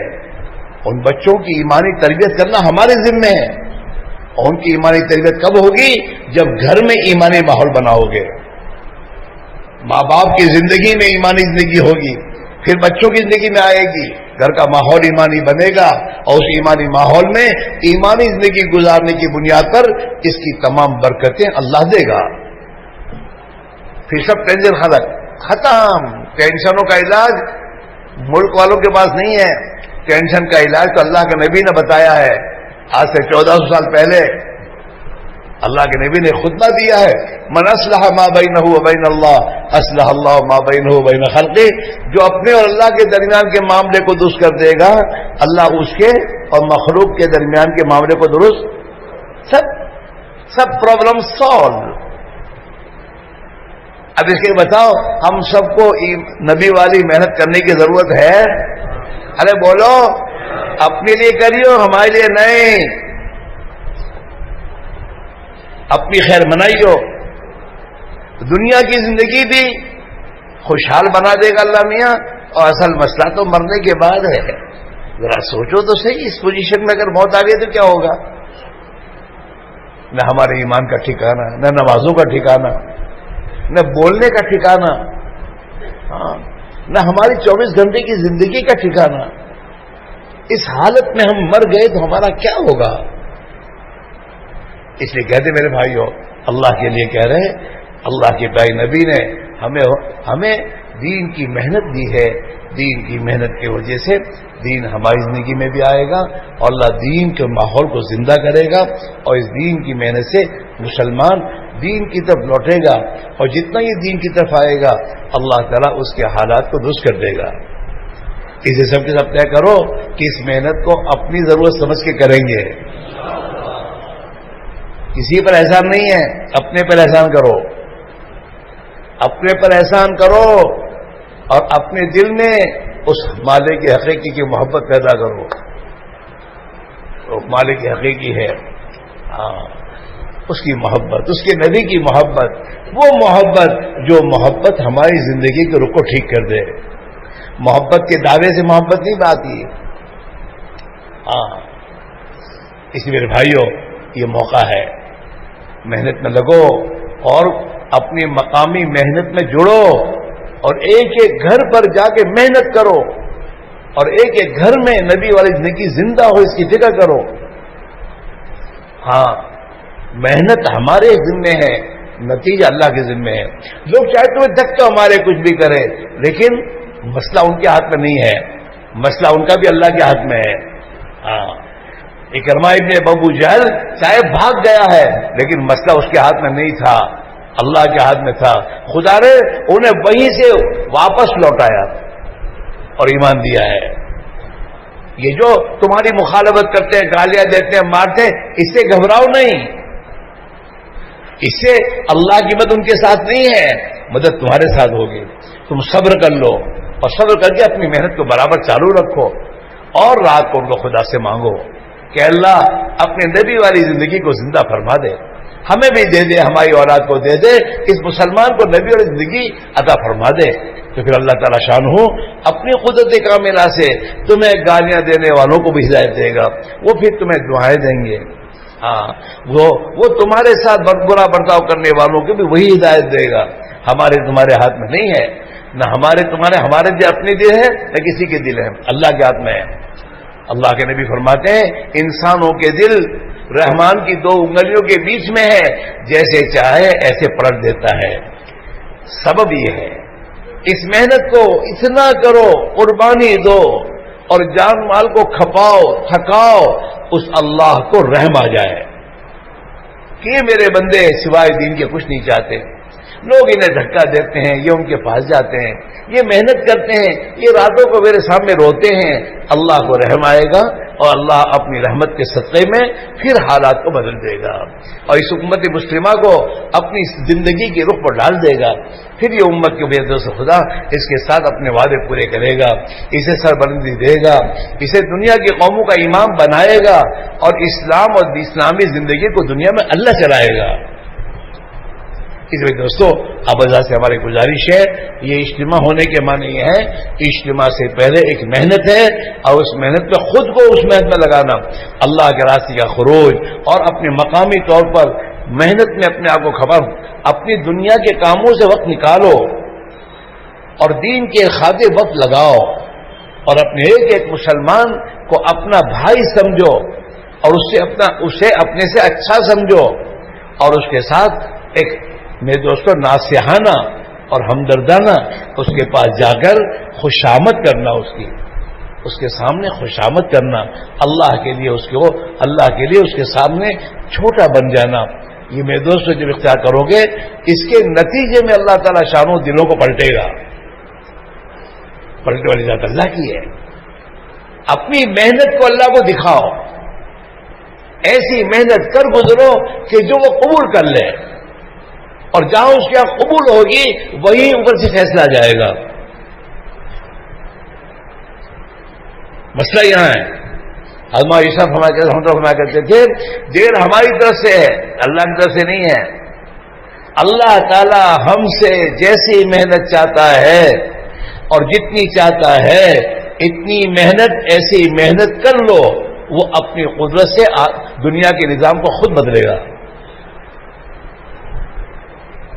کسی کہتے ہیں قربانیاں دو، گھروں کی راحت میں مست مت ہو جاؤ، راحتوں کو چھوڑ اللہ کے لیے اور اللہ کے راستے میں نکل کر میرے دوستو مجاہدے کے ساتھ محنت کرو، تکلیفیں اٹھاؤ، قربانیاں دو، اپنی دنیا کا تھوڑا نقصان برداشت کرو اللہ کے دین کے خاطر، اللہ تعالیٰ اس پر خوش ہوگا اور خوش ہو کر اللہ تعالیٰ شان ہو زندگیوں کے رخ کو بدلے گا اور ہماری اولادوں کی حفاظت خدا کرے گا، ہماری اولادوں کی حفاظت کا انتظام اللہ کرے گا۔ ہاں پھر آپ دیکھو گے یہ تمہارے جوان بچے دنیا کی قوموں کے امام بنے ہوں گے، یہ اللہ کرے گا، اللہ کا وعدہ ہے، وعد اللہ الذین آمنوا منکم وعملوا الصالحات ليستخلفنهم في الارض كما استخلف الذین من قبلهم وليمكنن لهم دینهم الذی ارتضى لهم وليبدلنهم من بعد خوفهم امنا، یہ وعدہ ہے اللہ کا، ایمان اور اعمال صالحہ پر ہے۔ اپنے بچوں کو ڈاکٹر بناؤ، ہمیں کوئی انکار نہیں ہے، لیکن مسلمان پہلے بناؤ، نبی کا امتی پہلے بناؤ، اپنے بچوں کو انجینئر بناؤ لیکن پہلے ان کو مسلمان بناؤ اور حضور کا امتی بناؤ، یہ نبی کی زندگی کو لے کر دنیا میں چلے اور نبی والے فکر اور درد و غم کو لے کر دنیا میں چلنے والا بنے، ہمیں کسی کو نہیں ہے۔ اس لیے میرے بھائیوں سب کے سب طے کرو انشاءاللہ اس اجتماع کی محنت کے لیے ہم روزانہ کبھی وقت فارغ کریں گے اور اپنے گھروں میں اس محنت کی ترتیب کو داخل کرنا ہے، ہر ایک کا وقت لگے، ہر ایک باری باری وقت لگائے۔ یہ 10واں حصہ مانگ رہے ہیں میرے دوست ہمارے بزرگ کہ کم سے کم دین کو 10واں حصہ دو، اس پر اللہ تعالیٰ تمہیں دین دے گا اور دین کی برکتیں دے گا۔ ایک تو بھائی ایک مرتبہ تو کم سے کم 4 مہینے اللہ کی راہ میں لگنے چاہیے اس محنت کو سمجھنے کے لیے، پھر ہر سال 12 مہینے میں سے 40 دن 10واں حصہ دے دو، مہینے میں سے 3 دن 10واں حصہ دے دو، روزانہ 24 گھنٹے میں سے 2.5 گھنٹے اللہ کے دین کی محنت کو دے دو۔ اگر یہ بھی اگر اس پر ہم آ گئے تو اللہ کی ذات سے امید ہے اس 10ویں حصے پر بھی اللہ خوش ہو کر ہمارے ساتھ وہ معاملہ کرے گا جو معاملہ صحابہ کے ساتھ کیا ہے۔ اور بھائی اگر صحابہ کی ترتیب پر آنا ہے تو بھائی صحابہ کی ترتیب تو یہ ہے کہ وہ سالانہ 4 مہینے اللہ کی راہ کی نقل و حرکت لگاتے تھے۔ 8 مہینے گھر میں رہنے کے زمانے میں اپنی حلال روزی کماتے تھے اور باقی وقت اپنے گھر میں اپنے بال بچوں کی ایمانی تربیت میں گھر میں رہتے تھے اور باقی وقت مسجد کے تقاضوں پر لگاتے تھے۔ چوتھی جگہ صحابہ کے پاس بازار اور بازاری مجلسیں صحابہ کے پاس نہیں تھی۔ یہ 3 جگہ صحابہ کو لگتا تھا، حلال روزی کمانے میں، اولاد کی دینی ایمانی تربیت میں اور مسجد کے تقاضوں میں۔ یہ تین جگہ وقت لگانے کی تھی۔ اس پر آ جاؤ انشاءاللہ، اگر اس پر آ گئے تو تمہاری آبادیاں اور تمہاری بستیوں کے حالات بدل جائیں گے اللہ میاں۔ تمام لڑائیاں ختم ہوں گی۔ جتنے گھروں میں آپس میں لڑائیاں ہوتی ہیں وہ فرصت کے وقت میں آپس کی میٹنگوں میں ہوتی ہے۔ اس کو ختم کرو اور محنت کرو۔ اس کے بعد دوستوں سب کے سب طے کرو کہ آج سے انشاءاللہ یہ 2 ذمہ داریاں جو اللہ نے ہمارے پر رکھی ہے، اللہ کے بندہ بن کر نبی جینا اور نبی کا امتی بن کر جینے کی، یہ 2 ذمہ داریاں پوری کرتے ہوئے زندگی گزاریں گے۔ ارے کرو گے؟ صحابہ کی ترتیب پر آ جاؤ۔ اور یہ جتنے ہمارے بھروچ ضلع کے جو پرانے ہمارے ساتھی ہیں ہم ان سے عاجزہ گزارش کرتے ہیں، یہ تو 4 مہینے کی ترتیب پر خود آویں اور دوسروں کو لانے کی کوشش کریں۔ اور اب ایک ماحول محنت کا قربانی کا بناؤ، اپنے آپ کو قربانی بنا۔ تم بیمار ہو، بیماری میں تم نکلو گے تو جو لوگ بیچارے بیمار نہیں ہیں وہ لوگ دیکھیں گے یعنی بیمار نکلے، ہمیں بھی نکلنا چاہیے۔ تمہاری قربانی کے اثرات پڑیں گے انشاءاللہ، اور اللہ تعالیٰ شانو تمہاری قربانیوں پر حالات بدل دے گا انشاءاللہ۔ یہ اللہ کرے کہ ہمارا بھروچ کا اجتماع جو ہونے والا ہے جنوری کا، یہ ہمارے رخ کے بدلنے کا ذریعہ بن جائے اور ہماری گھروں میں ایک صحیح زندگی آنے کا ذریعہ بن جائے اور ہماری فکروں کا اللہ کے نبی کی فکروں سے بدلنے کا ذریعہ بن جائے۔ اس میں دوستو اب آپ حضرات طے کریں سب کے سب انشاءاللہ اجتماع سے پہلے بھی محنت میں وقت دیں گے، زونوں کی جماعتیں نکلیں گی اس میں بھی اپنے گھر سے ایک آدمی دیں گے اور انشاءاللہ اجتماع سے بھی 4 مہینے کی جماعتوں میں نکل کر اپنی ذات پر بھی محنت کریں گے اور علاقوں میں جا جا کر نبی والی محنت کو زندہ کریں گے تاکہ نبی والی زندگی دنیا میں زندہ ہو جائے اور اللہ کے بندے اللہ کی طرف آ جائیں۔ اس کے لیے 4 مہینے کی جماعتیں اجتماع سے بنا کے علاقوں میں جاؤ۔ تمہارے 4 مہینے کی محنت پتہ نہیں اللہ تعالیٰ کیسے کیسوں کو صحیح زندگی دے گا، صحیح محنت پر لگائے گا، ان علاقوں کے حالات خدا بدلے گا اور ہم اور آپ اس کا ذریعہ بن جائیں گے۔ اس سے کھڑے ہو کے بولو اور اپنے نام پیش کرو کہ اپنے گھر سے 4 مہینے کے لیے یہ جتنے پرانے وہ خود تو اپنے آپ کو پیش کریں، اس لیے کہ انہیں اپنی مسجدوں سے 4 مہینے کی جماعتیں بنا کر نکلنا ہے اور باقی تمام ساتھی اپنے حال پر رحم کا کر طے کریں کہ انشاءاللہ اجتماع سے 4 مہینے کے لیے اللہ کے راہ میں نکل کر اپنی جانی مالی قربانیاں دے کر اللہ سے اپنے لیے اور امت کے لیے انشاءاللہ ہدایت کو مانگنا ہے۔ اب کھڑے ہو کے بولو اور اپنے آپ کو پیش کرو، کھڑے ہو کھاؤ، کھڑے ہو جاؤ، کھڑے ہو جاؤ، کھڑے ہونا شروع کرو۔ جتنے بھی جہاں کے بھی ہیں، یہاں کے اطراف کے اور علاقوں کے، سب اپنے آپ کو پیش کرو۔ تمام ذمہ دار کھڑے ہو جاؤ، بیماری میں کھڑے ہو جاؤ، خدا تمہاری بیماری پر رحم کھائے گا اور اللہ کے نام میں 4 مہینے کی جماعتیں بنا کے نکل جاؤ۔ آؤ کھڑے ہو جاؤ، کھڑے ہو جاؤ، کھڑے کے بولو تشکیل کو میں پانی نہیں پیتا، تم کو بھی نہیں پین دوں گا، کام کرو بھی تشکیل۔ ہاں بھائی کھڑے کے بولو، سب بولو، جو دوپہر میں کھڑے ہوئے تھے وہ بھی کھڑے ہو کے بولو اور جو دوپہر کو نہیں تھے ابھی وہ بھی کھڑے ہو کے بولو۔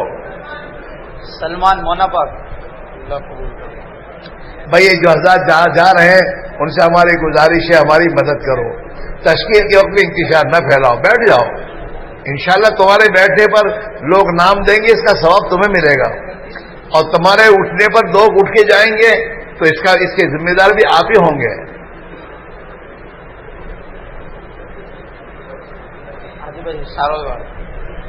ہاں بولے اور بولے.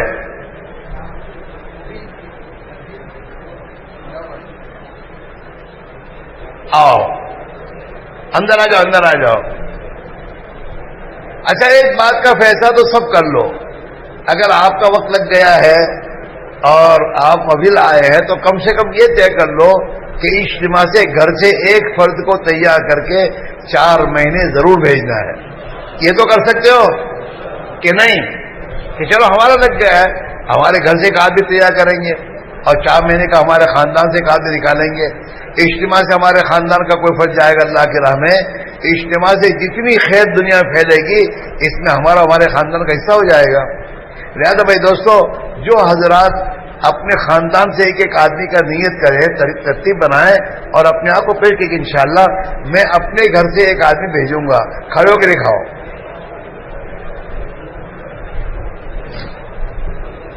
اپنے گھر سے ایک آدمی جو دکھا چکا اللہ قبول فرماوے. جنہوں نے اب تک نہیں دکھایا وہ اپنے گھر سے ایک آدمی کی ترتیب بناوے کہ انشاءاللہ ہمارے گھر سے ہم ایک آدمی 4 مہینے کے لیے تیار کریں گے.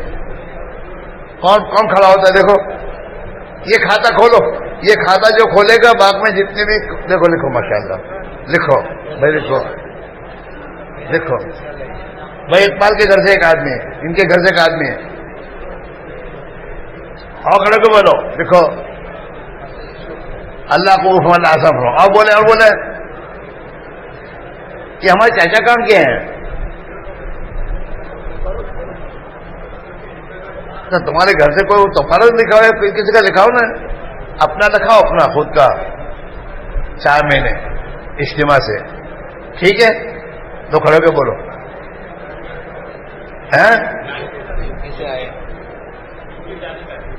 بچوں کو ملنے چھوکوں کو ملنے جانے کا ہے. وہاں رہتے ہو یو کے؟ تو یہاں سے لگا تو مزہ نہیں ہے. کب آئے یو کے سے؟ 4 مہینے ہو گئے.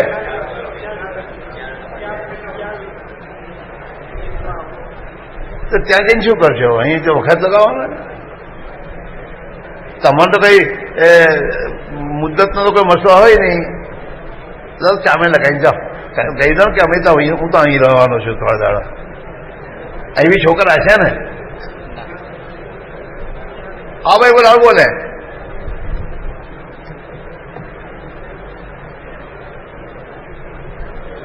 اچھا بھائی دوستو، ایک بات جیسے آپ سے کہی گئی تھی، اجتماع کہتے ہیں اجتماع سے پہلے ایک محنت اور ایک اجتماع کے اندر محنت اور تیسری محنت اجتماع کے بعد کی محنت.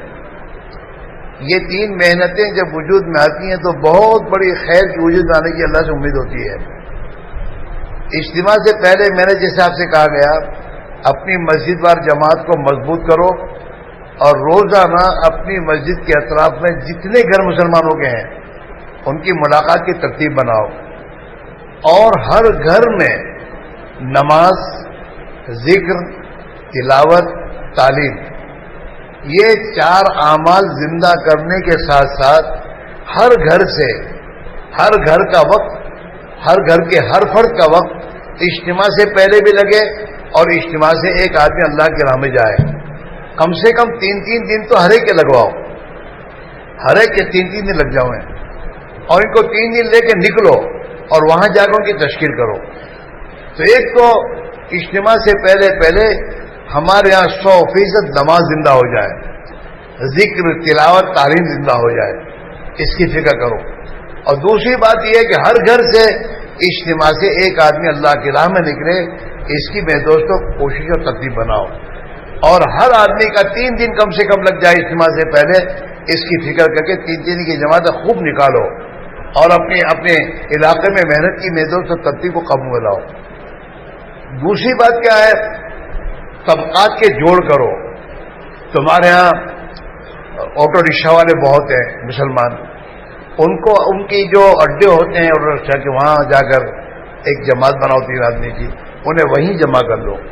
وہیں کچھ اپنے ساتھ کوئی طاقت پتی وغیرہ لے جاؤ، وہیں بچھا کر انہیں جمع کر لو اور جمع کر کے ان کے سامنے دین آخرت کی بات کرو، ایمان اور ایمانی زندگی، نماز کی اہمیت، یہ سب چیزوں کے سامنے بیان کرو، اور بیان کر کے کہو بھائی ہم مسلمان ہیں اور ہماری ذمہ داری ہے بھائی، اب آج سے تو نماز کو زندہ کرنی ہے، نماز کی نیت کرواؤ، انہیں 3 دن کی تشکیلیں کرو ان کی، اور 3 دن کی تشکیلیں کر کے انہیں اللہ کی راہ میں نکالو اور نکلو۔ ایک ٹرک والے تمہارے یہاں بہت ہیں، ٹرک والے ہیں تمہارے یہاں، 4 ویل والے بہت سے ہیں جو میرے دوستوں یہ سوارے لے کے جایا کرتے ہیں، اور دوسرے اور طبقات، اور جتنے طبقات ہیں اس کو دیکھو، ہماری مسجد کے اطراف میں کتنے طبقات ہیں، ان سب کی فہرست بناؤ اور ان کو ان کی جگہوں پر جمع کر کے طبقاتی جوڑ بنا کر کے ان سے خوب بات کرو، اللہ کی آخرت کی باتیں کرو، اور انہیں اعمال کے تیار کرو، اور اپنی اپنی محلوں کی گلیوں میں گلی وائز مستورات کے اجتماع کرو۔ ایک گلی میں 40-50 گھر ہوتے ہیں، اس کو کسی ایک گھر میں جمع کیا، ان کے سامنے بات کرو۔ وہ جو ترتیب تمہاری ہے ہفتے والی تعلیم کے موقع پر 1.5-2 مہینے میں جو بیان کی ترتیب، وہ اپنی جگہ پر ہے۔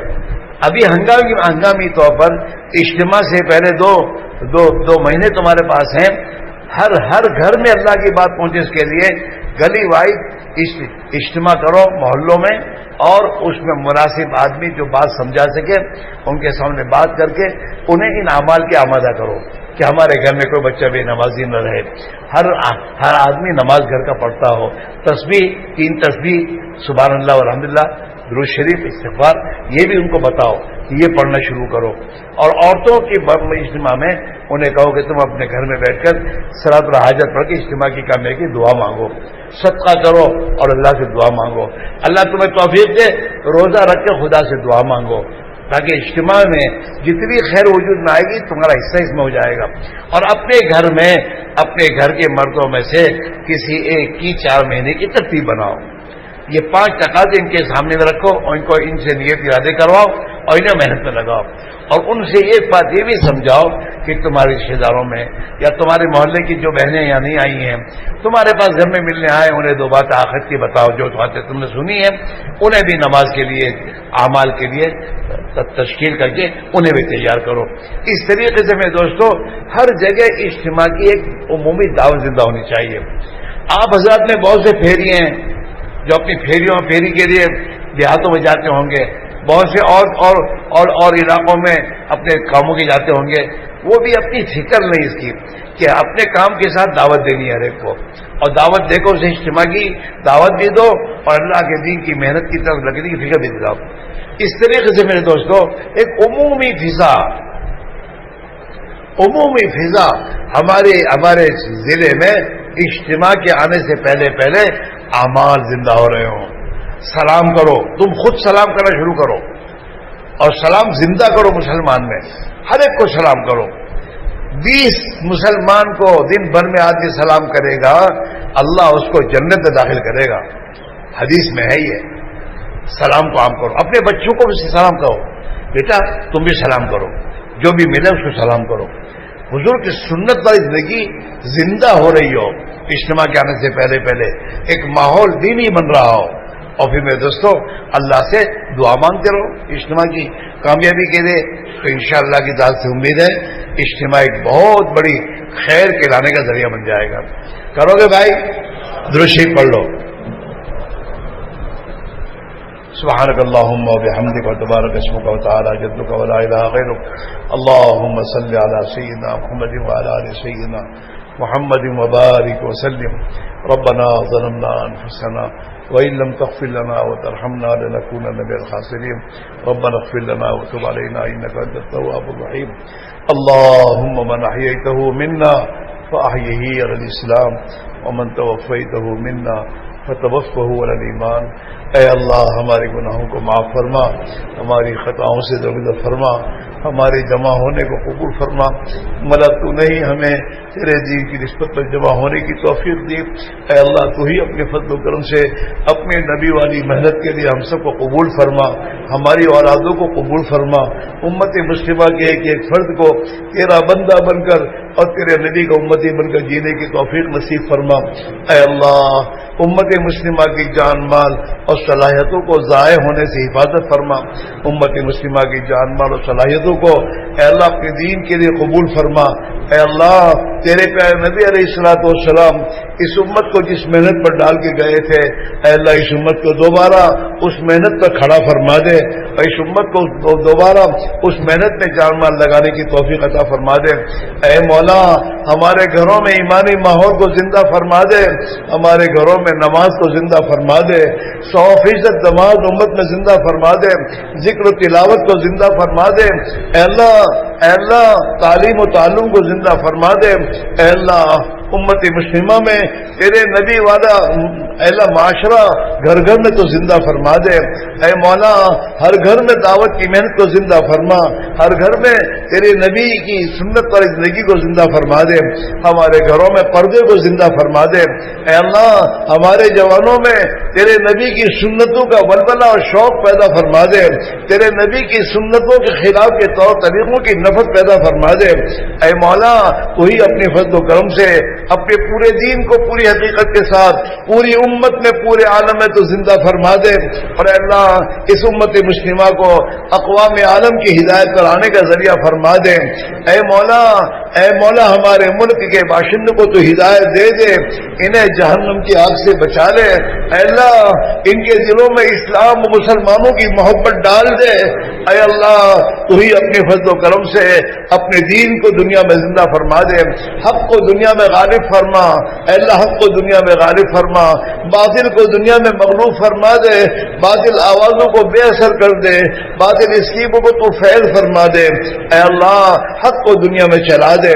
اے مولا ہمارے جمع ہونے کو قبول فرما، تیرے بندے گھنٹوں سے تیرے دین کی نسبت پر یہاں بیٹھے اور انہوں نے تیرے دین کی فکروں میں شرکت کی، اے اللہ ان کو ایک ایک کو تو قبول فرما لے، کسی ایک کو بھی محروم نہ فرما، اور ہم سب کو اے اللہ دین کا درد و غم نصیب فرما دے۔ اے اللہ دین کا درد و غم نصیب فرما دے، اور اے اللہ تیرے نبی کے سینے مبارک میں جو درد غم تھا اس میں سے حصہ میں نصیب فرما دے۔ اے اللہ ہمارے ایمان میں کمال پیدا فرما دے، جو ایمان تو چاہتا ہے اے اللہ وہ ایمان نصیب فرما دے، اور اس ایمان کی محنت کرتے کرتے اے اللہ تیری ملاقات نصیب فرما دے۔ اے مولا تو ہی اپنے فضل و کرم سے وہ ایمان مطلوب امت کو عطا فرما دے۔ اے مولا تو ہی اپنے فضل و کرم سے زندگیاں گزر گئی ہماری نمازیں صحیح فرما دے، نمازوں میں خشوع و خضوع پیدا فرما دے۔ اے اللہ جو نماز تو چاہتا ہے ایسی نماز پڑھنے کی توفیق نصیب فرما دے۔ اے اللہ ہماری جہالت کو دور کر دے، علم نافع ہمیں نصیب فرما، تیرے نبی والے علم کی محنت کو گھر گھر میں زندہ فرما دے، اور اس کے مطابق زندگی گزارنا نصیب فرما دے۔ اے اللہ تیری ذات عالی کا ذاتی تعلق عطا فرما، مولا تیرے ذکر کی حلاوت نصیب فرما۔ اے مولا ہمارے معاملات و معاشرت کو تو درست فرما، اخلاق حمیدہ ہمیں عطا فرما۔ اے اللہ رذائل سے ہمیں تو پاک فرما، اور خسائل سے تو ہمیں آراستہ فرما۔ مولا تیری رضا کے جذبے سے ہر کام کو کرنے کی توفیق نصیب فرما، ہمیں اخلاص نصیب فرما، ریاکاری سما اور شہرت کے ناپاک جذبوں سے ہمیں تو پاک فرما دے۔ اے اللہ موت کے آخری دم تک تیری مرضیات پر زندگی نصیب فرما، تیری نامرضیات سے ہماری تو پوری حفاظت فرما، جب تک دنیا میں رکھے ایمان کی محنت کے ساتھ، دعوت کی محنت کے ساتھ، اور اللہ تیرے راہ میں تیرے دین کے تقاضوں کو پورا کرتے ہوئے زندگی گزارنے کی توفیق نصیب فرما۔ اور اللہ جب دنیا سے جانے کا وقت آئے کمال ایمان کے ساتھ تیری رضا والی موت نصیب فرما۔ اے اللہ تیری ناراضگی والی موتوں سے تو ہماری حفاظت فرما۔ مولا دنیا بکتے دنیا بٹورتے گناہ کرتے مرنے سے تو ہماری حفاظت فرما، سوء خاتمے سے تو ہماری حفاظت فرما۔ اے اللہ اچانک کی موتوں سے، خودکشی کی موتوں سے، دواخانوں کی موتوں سے، اے اللہ ایکسیڈنٹ کی موتوں سے، بغیر وصیت کے مرنے سے، جل کر ڈوب کر دب کر مرنے سے، زہریلے جانور کے دس کر مرنے سے، اے اللہ ہر وہ بری موت جس سے تیرے نبی نے پناہ مانگی ہے ہم تجھ سے پناہ مانگتے ہمیں پناہ نصیب فرما دے۔ اے اللہ تیرے نبی کے دیار کی موت نصیب فرما، اے اللہ تیری رضا والی موت نصیب فرما، تیرے نبی کے جانے سے صحابہ کا پڑوس جنت البقیع میں نصیب فرما۔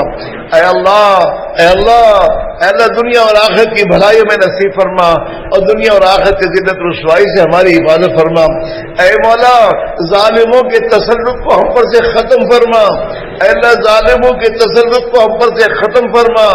اے اللہ جو ہمارے ساتھ اسلام و مسلمان کے ساتھ بھلائی کا ارادہ رکھے اے اللہ اسے اور بھی خیر کی توفیق نصیب فرما، اور جو ہمارے ساتھ اور اسلام و مسلمانوں کے ساتھ اے اللہ شر کا ارادہ کرے اے اللہ اس کی اسکیموں کو اے اللہ اسی پر تو استعمال فرما دے، ایسے خبیث انسانوں سے اپنی زمین کو پاک فرما دے اور بقیہ انسانوں کے لیے ہدایت کے دروازے تو کھول دے۔ اے مولا ہمارے ہونے والے اجتماعات کو بے انتہا قبول فرما۔ اے اللہ ہر خیر کو ہماری طرف متوجہ فرما، ہر شر سے تو ہماری حفاظت فرما، ہر شریر کی شرارت سے، ہر فتین کے فتنے سے، ہر خلل انداز کے خردازی سے، ہر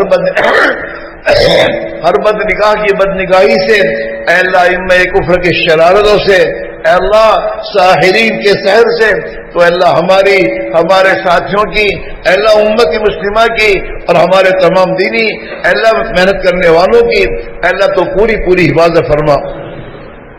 ہمارے مدارس مکاتب کی اے اللہ ہمارے دینی درسگاہوں کی تو پوری حفاظت فرما۔ دین کی نسبت پر جو بھی محنت جہاں کہیں ہو رہی ہو تیرے ہاں مقبول ہو اے اللہ اس کی تو پوری حفاظت فرما۔ اے اللہ تیرے بندوں نے تیری نسبت پر نام دیے ہیں، تو خوب جانتا ہے اے اللہ ان کے تمام پریشانیوں کو دور فرما، ان کے لیے نکلنا آسان فرما، اپنے وقت پر نکلنا آسان فرما دے، اپنی مدد شامل حال فرما دے، اور اے اللہ تو ہی اپنے فضل و کرم سے ہم سب کی تو بھرپور مدد فرما دے۔ اب تک کے ہمارے اسفار کو قبول فرما، اس میں جو خیر وجود میں آئی ہو اس کی آبیاری فرما، آئندہ کے جتنے ہمارے اسفار ہونے والے ہیں اے اللہ صفات قبول پیدا فرما، اور ان اسفار کو پورے عالم میں دین کی حیات کا ذریعہ فرما دے اور اقوام عالم کی ہدایت کرانے کا ذریعہ فرما دے۔ اے اللہ تو ہی اپنے فضل و کرم سے جناب رسول اللہ صلی اللہ علیہ وسلم نے جو خیر کی لائیں گی دعائیں مانگی ہیں ہم تو سے مانگتا ہمیں عطا فرما، جن شرور سے پناہ چاہیے ہے ہم پناہ چاہتے ہیں ہمیں پناہ نصیب فرما۔ جماعتیں اندرون بیرون پیدل سواری اے اللہ تیرے راہ میں چل رہی ہیں، ان سب کی تو بہترین تربیت فرما، ان کی تو بہترین تربیت فرما، انہیں اپنے دین کی محنت کے لیے قبول فرما، اور ان جماعتوں کی نقل و حرکت کو قبول فرما کر ہر جگہ اپنے دین کو زندہ فرما، دین کی محنت کو زندہ فرما اے اللہ، اور اپنے دین کی حیات کا ذریعہ فرما دے۔ حضور پاک علیہ الصلوۃ والسلام کی قربانیوں کے صدقے میں ہماری دعاؤں کو قبول فرما۔ جن تیرے بندوں اور بندیوں نے ہم سے دعا کے لیے کہا یا لکھا یا متوقع اقدار ہیں ان کی ہماری تمام کی جائز مقاصد پورے فرما، ہماری تمام کی مشکلات کو آسان فرما، بیماروں کو شفا نصیب فرما، حاجت مندوں کی جائز حاجتیں پوری فرما، قرض داروں کے قرضوں کو ادا فرما، مظلومین کی حمایت فرما، ظالمین کو سچی پکی توبہ کی توفیق نصیب فرما۔ جن کے گھروں میں جوان بچے اور بچیاں ہیں اے اللہ انہیں نیک صالح جوڑا نصیب فرما، نیک گھروں کو تو گھر نصیب فرما۔ حضور پاک علیہ الصلوۃ والسلام کی قربانیوں کے صدقے میں ہماری دعاؤں کو قبول فرما۔ ربنا تقبل منا انك انت السميع العليم وتب علينا انك انت التواب الرحيم اللهم امين اللهم صل على سيدنا محمد وعلى ال سيدنا محمد وبارك وسلم سبحان ربك رب العزة عما يصفون وسلام على المرسلين والحمد لله رب العالمين۔